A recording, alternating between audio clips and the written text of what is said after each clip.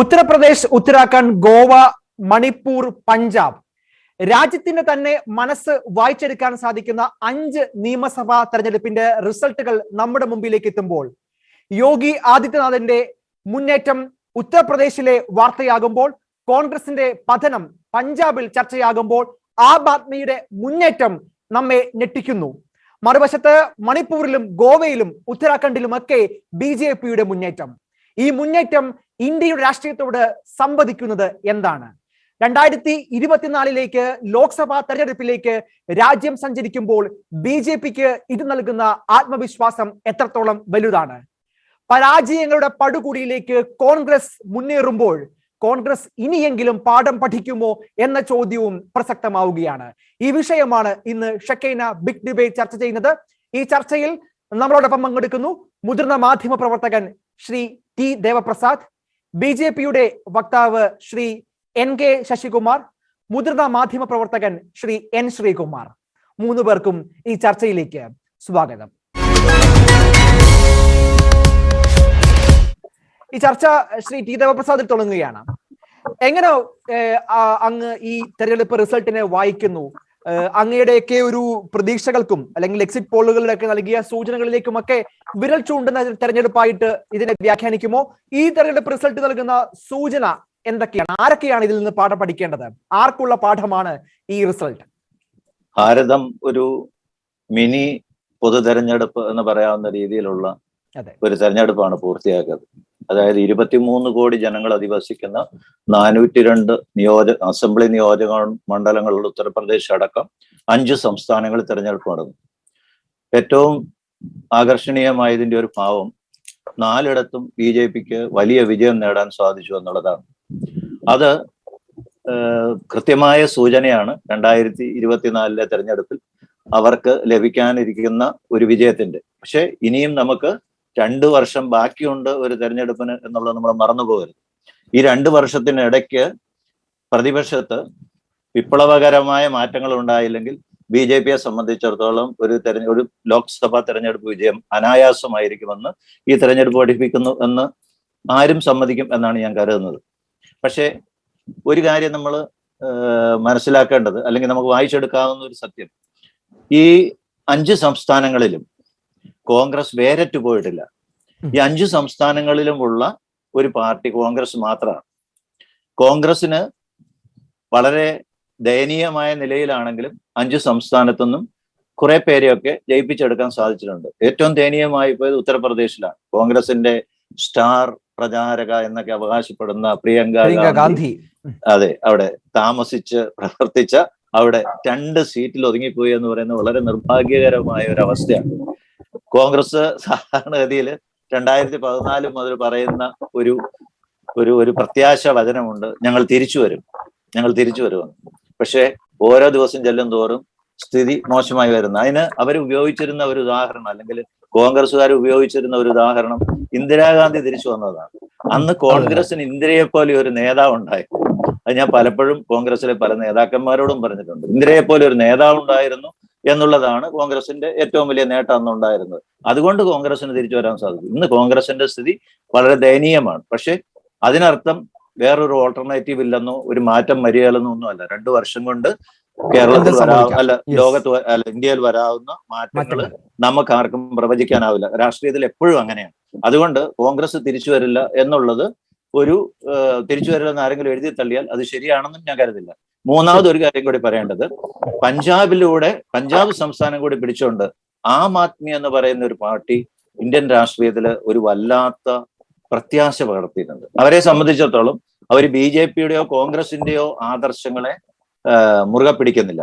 പകരം അവർ ജനങ്ങളുടെ പ്രശ്നങ്ങൾക്ക് ഉത്തരം നൽകിക്കൊണ്ടാണ് ഡൽഹിയിൽ അവരുടെ ഭരണം ആയിരിക്കണം പഞ്ചാബില് അവർക്ക് ഇത്ര ഒരു വിജയത്തിന് കാരണമായത്. അല്ലെങ്കിൽ പഞ്ചാബിൽ അവരെ നയിച്ച അവരുടെ നേതാവിനെ കുറിച്ചൊന്നും നമ്മുടെ കേജ്രിവാളിനെ പോലെയുള്ള ഒരു നല്ലൊരു അഭിപ്രായം ഉള്ളതായിട്ട് പഞ്ചാബിലെ എന്റെ സുഹൃത്തുക്കൾ പറഞ്ഞതിനകത്തില്ലായിരുന്നു. പക്ഷെ അവര് വിപ്ലവകരമായ ഒരു നേട്ടം അവിടെ കൈവരിച്ചിരിക്കുന്നു. അതിന്റെ കാരണങ്ങൾ നമുക്ക് പിന്നീട് ഒരു പക്ഷേ വിലയിരുത്താം. അതെ, ആം ആദ്മിയുടെ പ്രവേശനവും നമ്മൾ ഇതിൽ തള്ളിക്കളയരുത്. പിന്നെ കോൺഗ്രസ് ഇല്ലാതെ കഴിഞ്ഞ തവണ ഒരു കാര്യം കൂടെ പറഞ്ഞോട്ടെ, ഈ ഉത്തർപ്രദേശിൽ കഴിഞ്ഞ തവണ തോറ്റത് കോൺഗ്രസിനെ കൂട്ടിയിട്ടാന്ന് പറഞ്ഞ അഖിലേഷ് യാദവിനും അത്ര വലിയ വിപ്ലവകരമായ നേട്ടമൊന്നും ഉണ്ടാക്കാൻ പറ്റിയില്ല. 135 സീറ്റിൽ അദ്ദേഹം എത്തുന്നു എന്നുള്ളത് ചെറിയ കാര്യമല്ല.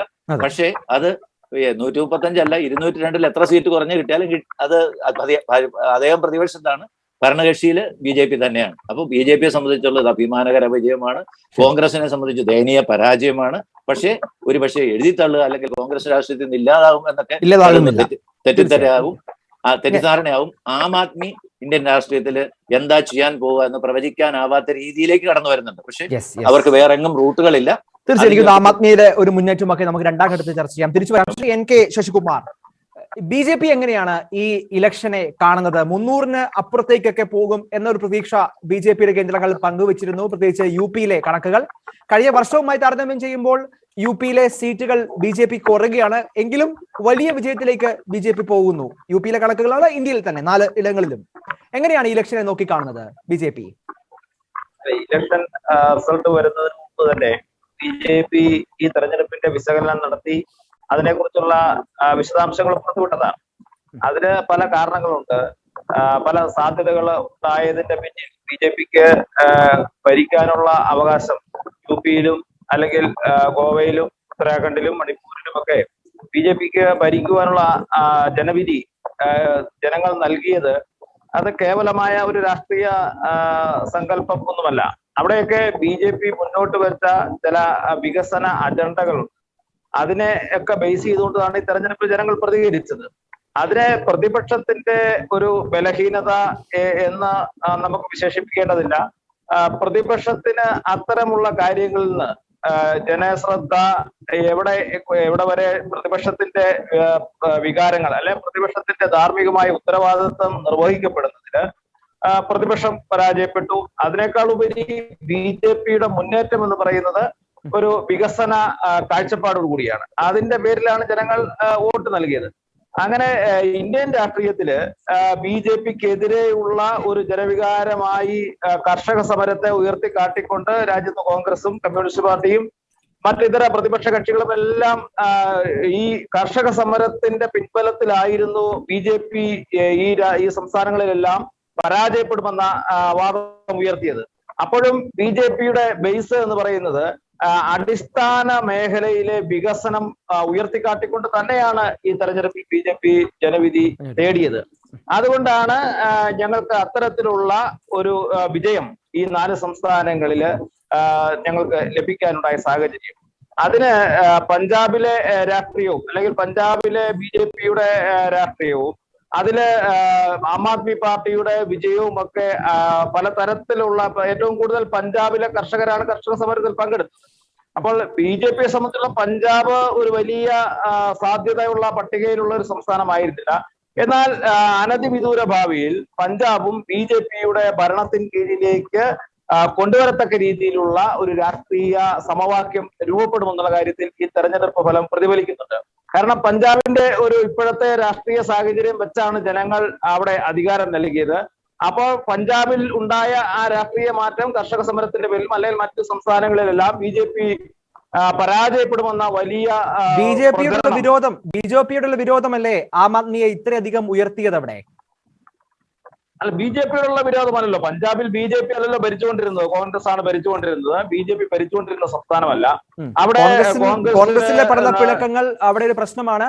അപ്പോൾ പിന്നൊരു ഓപ്ഷൻ ഉള്ളത് BJP എന്ന ചിത്രം വരുമ്പോൾ തന്നെ അവരുടെ മുമ്പിൽ കർഷക സമരത്തിന്റെ ഓർമ്മകളൊക്കെ ഇരിക്കുമ്പോൾ പിന്നെ ബെസ്റ്റ് ഓൾട്ടർനേറ്റീവ് എന്ന നിലയിൽ ആം ആദ്മിയിലേക്ക് പോയി. അത്രയല്ലേ ഉള്ളൂ. അതായത് കാർഷിക സമരം എന്ന് പറയുന്ന സമരത്തെ കള്ളപ്രചരണായുധമാക്കി BJPക്കെതിരെ കൊണ്ടുവരാൻ വേണ്ടി ആസൂത്രിതമായ ശ്രമം രാഷ്ട്രീയ പാർട്ടികൾ നടത്തി. അതിൽ ഫലം കണ്ടത് പഞ്ചാബ് മാത്രമാണ്. പക്ഷെ മറ്റു സംസ്ഥാനങ്ങളെല്ലാം ആ തരത്തിലുള്ള ഒരു ചിന്തയല്ല ജനങ്ങൾ അവിടെ ഏറ്റെടുത്തത്. പ്രത്യേകിച്ച് ഉത്തർപ്രദേശ് പോലെയുള്ള 22 കോടി ജനങ്ങളുള്ള ഉത്തർപ്രദേശിലെ ജനങ്ങൾ ഈ ജനവിധി അവര് തീരുമാനമെടുക്കുമ്പോൾ അവർ പല ഘടകങ്ങൾ പരിശോധിച്ചു. കാലങ്ങളായി ഉണ്ടായ അവിടുത്തെ സാമൂഹിക അന്തരീക്ഷം, അവിടുത്തെ ആഭ്യന്തരപരമായ കാര്യങ്ങള്, അവിടുത്തെ സാമൂഹിക സുരക്ഷാ കാര്യങ്ങള്, അവർക്ക് ഭക്ഷ്യ ദൗർലഭ്യമുണ്ടായപ്പോൾ പരിഹരിക്കപ്പെട്ട കാര്യങ്ങള്, അങ്ങനെ എല്ലാ തരത്തിലുമുള്ള വികസനം അവര് ആ തരത്തിൽ ചിന്തിച്ചു ഈ തെരഞ്ഞെടുപ്പിൽ വോട്ടർമാരെന്നുള്ളതാണ്. അതില് ഏറ്റവും കൂടുതൽ അവർക്ക് പാർപ്പിടം ലഭ്യമായ കാര്യങ്ങൾ, അവർക്ക് റോഡ്, സഞ്ചാരയോഗ്യമായ റോഡുകള്, അവർക്ക് വൈദ്യുതി, അവർക്ക് കുടിവെള്ളം, അങ്ങനെ അടിസ്ഥാന മേഖലയിൽ കഴിഞ്ഞ 5 വർഷക്കാലം യോഗി ആദിത്യനാഥിന്റെ നേതൃത്വത്തിലുള്ള ഗവൺമെന്റ് നടപ്പിലാക്കിയ വികസന മുന്നേറ്റങ്ങൾ തന്നെയാണ് യു പിയില് ഭരണ തുടർച്ചയ്ക്ക് ചരിത്രപരമായ. ശ്രീകുമാർ, ഇവിടെ പഞ്ചാബിലേക്ക് വരാം. ഒരുപക്ഷെ കർഷക സമരമൊക്കെ അതിന്റെ ഒരു ബ്രെയിൻ ആയിട്ട് പ്രവർത്തിക്കുന്ന ഒരു ഇടം പഞ്ചാബിലെ കർഷകരുടെ ആ ഒരു വികാരം ഒന്നും ഒരു BJPക്ക് എതിരെയുള്ള വികാരം ഒരു പക്ഷെ പഞ്ചാബിൽ മാത്രമല്ല ഉണ്ടാകേണ്ടിയിരുന്നത്, അത് ഇന്ത്യയിലെ ഉത്തരേന്ത്യൻ സംസ്ഥാനങ്ങളിലൊക്കെ റിഫ്ലക്ട് ചെയ്യപ്പെടേണ്ടതാണ്. പക്ഷെ ആ നിലയ്ക്ക് ഒരു റിഫ്ലക്ഷൻ ഒന്നും നമ്മുടെ മുമ്പിൽ മുമ്പിൽ നമ്മൾ കാണുന്നില്ല. പഞ്ചാബിലേക്ക് വരുമ്പോൾ പഞ്ചാബിന്റെ ശരിക്കുമുള്ള വീഴ്ചയുടെ ഉത്തരവാദി ആരാണ്? അത് കോൺഗ്രസിന്റെ തന്നെ തെറ്റായ ചില ഇടപെടലുകൾ, അല്ലെങ്കിൽ അത് ഔചിത്യപൂർണമല്ലാത്ത ചില തീരുമാനങ്ങൾ, അതിന് കൊടുക്കേണ്ടി വന്ന വില തന്നെയല്ലേ ഈ പഞ്ചാബിലെ ഇത്രയും വലിയൊരു പതനത്തിലേക്ക് കോൺഗ്രസിനെ എത്തിക്കുന്നത്? കാരണം ഇതില് പഞ്ചാബിനെ കുറിച്ച് ചോദിച്ചുകൊണ്ട് പഞ്ചാബിനെ കുറിച്ച് പറയാം. പക്ഷെ ഈ തെരഞ്ഞെടുപ്പില് ഞാൻ BJPയുടെ വിജയത്തെക്കാട്ടിലും പ്രാധാന്യം കൽപ്പിക്കുന്നത് കോൺഗ്രസിന്റെ പരാജയത്തിനാണ്. കാരണം BJPയുടെ വിജയം എന്ന് പറയുന്നത്, BJPയുടെ സുഹൃത്തുക്കൾക്കൊക്കെ അവരുടെ വികസനം എന്നൊക്കെ പറയാമെങ്കിലും ഉത്തർപ്രദേശിലെ 22 കോടി വോട്ടർമാരിൽ എത്ര പേര് വോട്ട് ചെയ്തു എന്ന് കൃത്യമായിട്ട് നാളെ അറിയാൻ കഴിയുള്ളൂ. എത്ര ശതമാനം വോട്ട് ചെയ്തു എന്നുള്ളത്. അവിടെ UP രാഷ്ട്രീയം എന്ന് പറയുന്നത് നിങ്ങൾക്കറിയാം, ഒരു ഹിന്ദു രാഷ്ട്രീയമാണ്. ജാതി രാഷ്ട്രീയം വളരെ കലശലാണ് അവിടെ. ജാതി രാഷ്ട്രീയത്തിന് മതരാഷ്ട്രീയത്തിലേക്ക് മാറുകയാണോ കാര്യമായിട്ട്? അതെ, അവിടെ വലിയ മതവും ജാതിയും ഒക്കെയാണ് തീരുമാനിക്കുന്നത്. കാരണം അത് അവിടെ മാത്രമല്ല, എല്ലായിടത്തും ഉണ്ട്, ഇപ്പൊ കേരളത്തിലും ഉണ്ട്. പക്ഷെ അത് UPയിൽ കൂടുതലാകാൻ കാരണം അവിടെ ഈ ഹിന്ദുത്വവാദം കൂടുതലാണ്. ഹിന്ദുത്വത്തിന് വേണ്ടി, ഹിന്ദുക്കൾക്ക് വേണ്ടി ഹിന്ദുവല്ല, ഹിന്ദുത്വവാദികളുണ്ട്. പ്രത്യേകിച്ച് നാഥുറാം ഗോഡ്സെ പോലെയുള്ളവരൊക്കെ മറ്റേ എന്താ പറയാ, പ്രശംസിച്ച് സംസാരിക്കുന്നവരുടെ കൂടുതലുള്ള ഒരു സംസ്ഥാനമാണ് UP. അവിടെ ഒരുപാട് ജാതി രാഷ്ട്രീയവും വിശ്വാസവും അന്ധവിശ്വാസവും ഒക്കെ കൂടുതലാണ്. അതിനവർക്ക് പറ്റിയ ഒരു പാർട്ടി BJP ആണ്, യാതൊരു സംശയമില്ല. അപ്പൊ കുറെ വോട്ടുകൾ അങ്ങനെ BJPക്ക് അവിടെ ലഭിക്കും. അവിടെ നിങ്ങൾ കാണേണ്ട ഒരു വസ്തുതയുണ്ട്. 5 വർഷത്തെ വികസനത്തിന് ആണെങ്കിൽ BJPക്ക് MLA-മാരുടെ എണ്ണം കൂടണം. ഇത് MLA-മാരുടെ എണ്ണം കുറഞ്ഞു. അത് മാത്രമല്ല, 40 MLA-മാരുണ്ടായിരുന്ന സോഷ്യലിസ്റ്റ് അഖിലേഷ് യാദവിന്റെ സമാജ്വാദി പാർട്ടിക്ക് 135 MLA-മാരായി. അപ്പൊ അവിടെ 100 MLA-മാർ അഖിലേഷിന് കൂടിയപ്പോ അവിടെ ആരുടെ വളർച്ചയാണ്?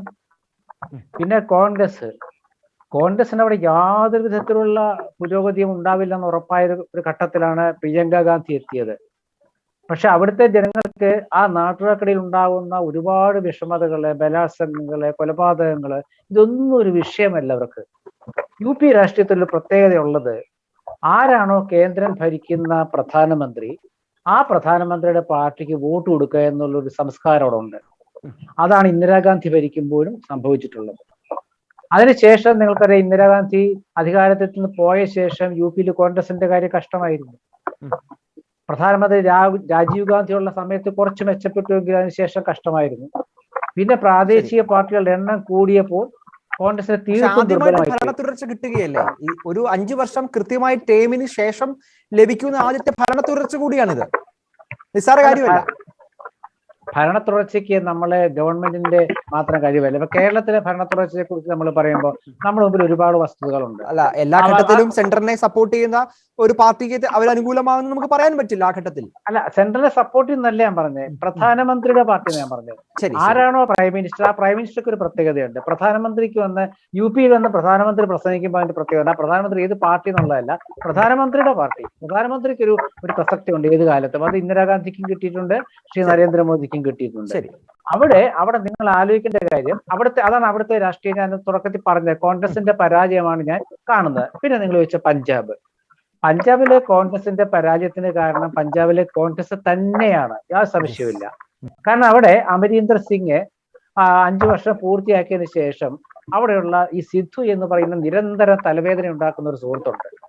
അതേ ക്രിക്കറ്റ് താരമായതുകൊണ്ട് കിട്ടാവുന്ന ഒരു ജനങ്ങളുടെ അംഗീകാരമൊക്കെ പോയി, ആ കാലമൊക്കെ പോയി. അവിടുത്തെ കോൺഗ്രസിൽ ഈ ചന്നിയൊക്കെ നമ്മൾ ഇപ്പൊ കേട്ടു തുടങ്ങിയതാണ്. അമരീന്ദർ സിംഗ് എന്ന ക്യാപ്റ്റൻ അമരീന്ദർ സിംഗിനോട് കോൺഗ്രസ് നേതൃത്വം ഒരു അവിശ്വാസം കാണിച്ചത് തെറ്റായി പോയെന്ന് ഇപ്പൊ പശ്ചാത്തപിക്കുന്നുണ്ടോ? അമരീന്ദർ സിംഗ് പോയപ്പോൾ അദ്ദേഹത്തിന്റെ കൂടെ കുറെ പേര് പോയി, അദ്ദേഹം ഒരു പാർട്ടി ഉണ്ടാക്കി. ഈ സിദ്ധു മാത്രമല്ല, ചന്നിയും സിദ്ധുവും മാത്രമല്ല, മനീഷ് തിവാരിയെ പോലുള്ള കോൺഗ്രസിന്റെ വക്താക്കളും അവിടെ കോൺഗ്രസിനെതിരെ തിരിഞ്ഞു. ചുരുക്കം പറഞ്ഞാൽ അവിടുത്തെ കോൺഗ്രസ് നാമാവിശേഷമായി എന്നൊരു തോന്നൽ പഞ്ചാബികൾക്ക് ഉണ്ടായി. അപ്പോഴാണ് അവിടെ ആം ആദ്മി പാർട്ടി, നിങ്ങൾ വിചാരിക്കുന്ന പോലെ അവർ ഇപ്പൊ വന്നതല്ല. അതെ, അവിടെ കഴിഞ്ഞ തവണ അവരുണ്ടായിരുന്നു 17 സീറ്റ് ഉണ്ടായിരുന്നു. ഇത്തവണ ഇങ്ങനെ കോൺഗ്രസിലെ പ്രശ്നങ്ങൾ വന്നപ്പോൾ അവരുടെ വോട്ടുകളൊക്കെ ഭിന്നിച്ചുപോയി. എത്ര വോട്ട്, എത്ര ശതമാനം എന്നൊക്കെ നാളെ കൃത്യമായിട്ട് അറിയുള്ളൂ. അപ്പൊ പഞ്ചാബിലെ വോട്ടുകൾ ഭിന്നിച്ചുകൊണ്ടാണല്ലോ ചന്നി 2 മണ്ഡലത്തിൽ മത്സരിച്ചു തോറ്റുപോയി. സിദ്ധു തോൽക്കുമെന്ന് ആദ്യം പ്രതീക്ഷിച്ചിരുന്നു, തോറ്റുപോയി. അമരീന്ദർ സിംഗ് തോറ്റുപോയി മറ്റൊരു കാര്യം. അതെ, അപ്പൊ അതുകൊണ്ട് അമരീന്ദർ സിംഗ് തോൽക്കുമല്ലോ, കാരണം കോൺഗ്രസിന്റെ ഒരു പിന്തുണയല്ല അദ്ദേഹത്തിന് കിട്ടിയത്. ഇനിയൊക്കെ മാറി വരാൻ പോവാണ്, കാരണം അമരീന്ദർ സിംഗ് ഒക്കെ ഇനി പശ്ചാത്തപിക്കും.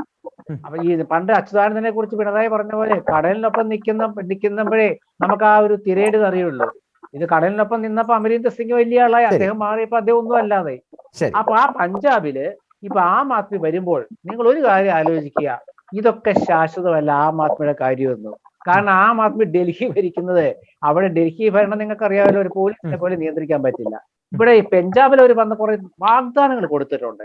അത് എത്രത്തോളം ഡൽഹിയിൽ അദ്ദേഹത്തിന്റെ വാഗ്ദാനങ്ങളൊക്കെ ഏറെക്കുറെ പൂർണ്ണമാണ് അല്ല, അത് ഡൽഹിയിൽ വാഗ്ദാനങ്ങൾ പൂർണ്ണമാണെന്ന് വെച്ചാൽ അവര് പറയുന്നതാണ് ഞങ്ങളെല്ലാം നടപ്പാക്കുന്നത്. കാരണം കേന്ദ്ര ഭരണത്തിന്റെ കീഴിലാണ് എല്ലാം നടക്കുന്നത് അവിടെ. ഇവിടെ അതല്ലല്ലോ, ഇവിടെ പഞ്ചാബിൽ ഇപ്പൊ അവർക്ക് നാളെ ബസ്സിൽ ഫ്രീ, സ്ത്രീകൾക്ക് എന്തോ എല്ലാം ഫ്രീ ആയി കൊടുത്തിരിക്കുകയാണ്. ഇതൊക്കെ എങ്ങനെ നടപ്പാക്കും? പ്രായോഗികമാണ്. പിന്നെ ഒരു കാര്യമുണ്ട്, പിന്നെ രണ്ടാമത് അവിടെ കോൺഗ്രസ് സർക്കാരിലെ കാരണം കർഷക സമരമാണ്. ഈ കർഷക സമരത്തോട് കോൺഗ്രസ് എടുത്തിട്ടുള്ള നിലപാടൊക്കെ വളരെ ഭംഗിയാണ്, ആ സംശയമില്ലാത്ത കാര്യം, പ്രസക്തി ഉണ്ടായിരുന്നു. പക്ഷേ അവിടെ കോൺഗ്രസിന് കിട്ടേണ്ട കർഷകരുടെ വോട്ട് BJPക്ക് കൊടുക്കാതെ ജനങ്ങൾ ആം ആദ്മി പാർട്ടിക്ക് കൊടുത്തു. അതാണ് അവിടെ സംഭവിച്ചത്. അപ്പൊ അവിടെ ഒരു ഭരണവിരുദ്ധ വികാരം, പ്രത്യേകിച്ച് കോൺഗ്രസിൽ തമ്മിൽ തല്ല് കണ്ട് പഞ്ചാബികൾ നമ്മൾ വിചാരിക്കുന്ന പോലെ അവരങ്ങനെ ഒരു സാധാരണ ഒരു നിരക്ഷരൊന്നുമല്ല. അവർ വളരെ ഏബിളായിട്ട് കാര്യങ്ങൾ നോക്കി കണ്ട് വോട്ട് ചെയ്യുന്നവരാണ്. അപ്പൊ അവരുടെ മുമ്പില് ബിജെപിക്ക് അവിടെ ഒരിക്കലും അവിടെ ക്ലച്ച് പിടിക്കില്ലേ BJP ഇതുവരെ. അപ്പൊ BJPയെ അവർക്കൊന്നും വേണ്ട. പിന്നെ ചെയ്യുന്ന എന്താണ്?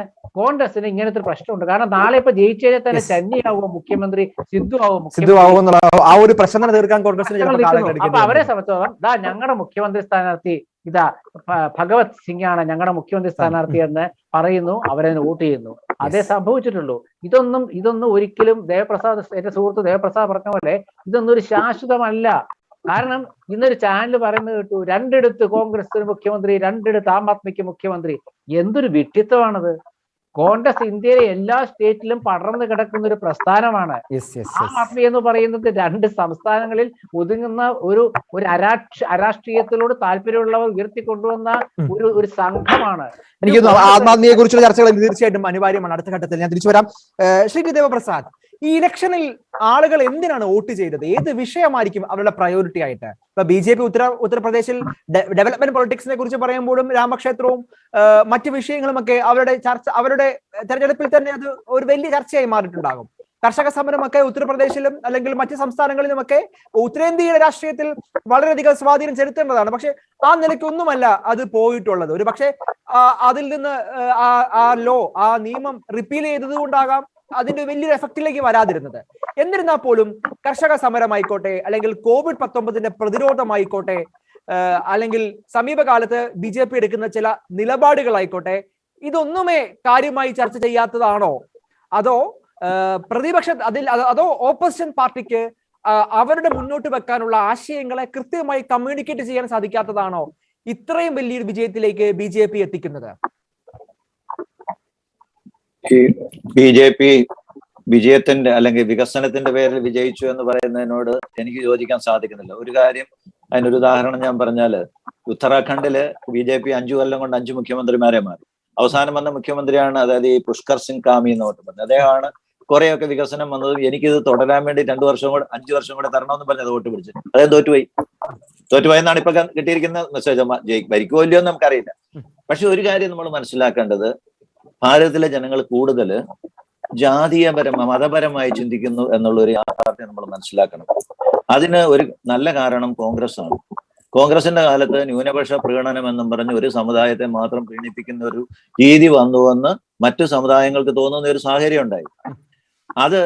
അതും കൂടെ കൂട്ടി BJP മുതലെടുത്തു എന്നുള്ളതാണ് BJPയെ സംബന്ധിച്ച് ഉത്തർപ്രദേശിലെ വിജയത്തിൽ അവിടുത്തെ മതപരമായ അഫിലിയേഷൻസ് ബന്ധങ്ങള് വലിയ പങ്ക് വഹിച്ചിട്ടുണ്ട്. അതിപ്പോ ഒരുപക്ഷെ ഈ തെരഞ്ഞെടുപ്പിലെല്ലാം ഉണ്ട്. പക്ഷെ അതിനകത്തൊരു പ്രത്യേകത നമ്മൾ ഇതിനകത്ത് കാണേണ്ടത്, ക്രൈസ്തവർക്ക് ഭൂരിപക്ഷമുള്ള അല്ലെങ്കിൽ ക്രൈസ്തവർക്ക് നിർണായക സ്വാധീനമുള്ള മണിപ്പൂരിലും ഗോവയിലും BJP ജയിച്ചിരിക്കുന്നു എന്ന് പറഞ്ഞാൽ BJPയോട് അല്ലെങ്കിൽ BJP കാണിക്കുന്ന മതേതരത്വത്തോടാണ് ഇപ്പൊ ക്രൈസ്തവരിൽ പോലും ഒരു നല്ല പങ്കിന് വിശ്വാസം എന്ന് വന്നിരിക്കുന്നു എന്നുള്ളത് കോൺഗ്രസിന്റെ കണ്ണു തുറപ്പിക്കേണ്ടതാണ്. കോൺഗ്രസിന്റെ കണ്ണു തുറക്കും. കാരണം ഈ വോട്ട് ബാങ്കുകളെല്ലാം കോൺഗ്രസിന്റെ വോട്ട് ബാങ്കുകളാണ്. അവിടെയൊക്കെ കോൺഗ്രസിന് ദയനീയമായ തോൽവിയുണ്ട്. ശ്രീകുമാർ വളരെ ഭംഗിയായി പറഞ്ഞൊരു കാര്യമുണ്ട്. സിന്ധുവിനെ കൊണ്ടുവന്ന ആരാണ്? അമരീന്ദർ സിംഗിനെ പുറത്താക്കി. അമരീന്ദർ സിംഗിനെ ശ്രീകുമാറിനും എനിക്കൊക്കെ അറിയാമല്ലോ. അദ്ദേഹം രാജീവ് ഗാന്ധിയുടെ ലണ്ടനിലെ പ്രണയകാലത്തെ സുഹൃത്താണ്. ആ സുഹൃത്തിനെ വളരെ ദയനീയമായി ഇറക്കി വിട്ടു. ഇപ്പൊ കോൺഗ്രസിന്റെ അടുത്ത കാലത്തുള്ള ഒരു സംസ്കാരം ശിവകുമാർ അടക്കമുള്ളവർ മനസ്സിലാക്കണ്ട. ഒരുത്തൻ പോയി കഴിഞ്ഞാൽ പോകടാ പോട്ടെ എന്നുള്ളൊരു മനസ്സിൽ പറഞ്ഞു വിടും. അങ്ങനെ കേരളത്തിൽ കോൺഗ്രസിന് ഒരു അബദ്ധം പറ്റിയാണ് 1964 കേരള കോൺഗ്രസിനെ പറഞ്ഞു വിട്ടത്. പക്ഷെ പിന്നീട് ആന്റണിയും കരുണാകരനും വളരെ വിവേകപൂർവ്വം കളിച്ചു. നിങ്ങൾ സംഭവങ്ങൾ ഓർക്കണം. ഒരിക്കൽ ആന്റണി പുറത്തുപോയി, കരുണാകരൻ ആന്റണിയെ തിരിച്ചു കൊണ്ടുവരാനുള്ള എല്ലാ ശ്രമവും നടത്തി. അവര് ശക്തമായ 2 ഗ്രൂപ്പുകാരാ.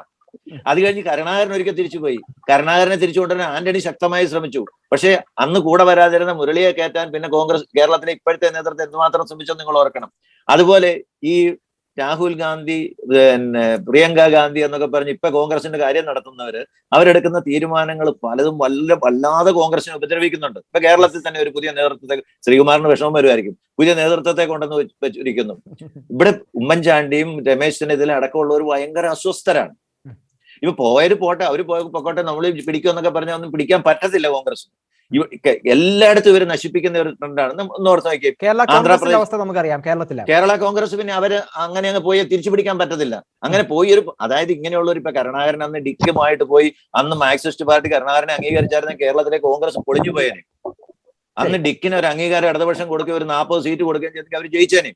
പക്ഷെ അന്ന് കമ്മ്യൂണിസ്റ്റ് പാർട്ടി ഒരു മണ്ടത്തരം കാണിച്ചതുകൊണ്ട് കരുണാകരൻ ഒന്നും അല്ലാതായി തിരിച്ചു ചെല്ലേണ്ടി വന്നു. പക്ഷെ എങ്കിലും കരുണാകരനെ തിരിച്ചെടുക്കാനെന്ന് ഉമ്മൻചാണ്ടി അടക്കമുള്ളവരെ എതിർത്തിട്ടും പിന്നെ ആന്റണി കാണിച്ച ഒരു വിശാല മനസ്കത. കാരണം അവർ പഴയ കോൺഗ്രസ്സുകാർക്ക് അതുകൊണ്ട്. ഞാൻ PT ചാക്കോയുടെ ഒരു സംഭവം ഓർക്കാണ്. PT ചാക്കോ കോട്ടയത്തൊക്കെ ഈ കോൺഗ്രസ് ഗ്രൂപ്പ് ഉണ്ടായിരുന്നപ്പം എതിർ ഗ്രൂപ്പിലെ ആൾക്കാരെ ഇല്ലാതെ അവർ പാനലും കൊണ്ട് ചെല്ലുമ്പോൾ ചാക്കോ സമ്മതിക്കല്ലോ. എതിർ ഗ്രൂപ്പിലെ ആൾക്കാർ വേണം, സംഘടന വേണം നമുക്ക്. ഈ ഒരു മനോഭാവം ഇന്ന് കോൺഗ്രസ് ഇല്ല. എന്തുകൊണ്ടാണ് ആന്ധ്രയിൽ പറ്റിയത്? ജഗന്റെ അമ്മയെ, വിജയമ്മേനെ പിന്നെ സോണിയാഗാന്ധി വിളിപ്പിച്ചു ജഗനുമായിട്ടുള്ള സെറ്റിൽ ചെയ്യാനായിട്ട്.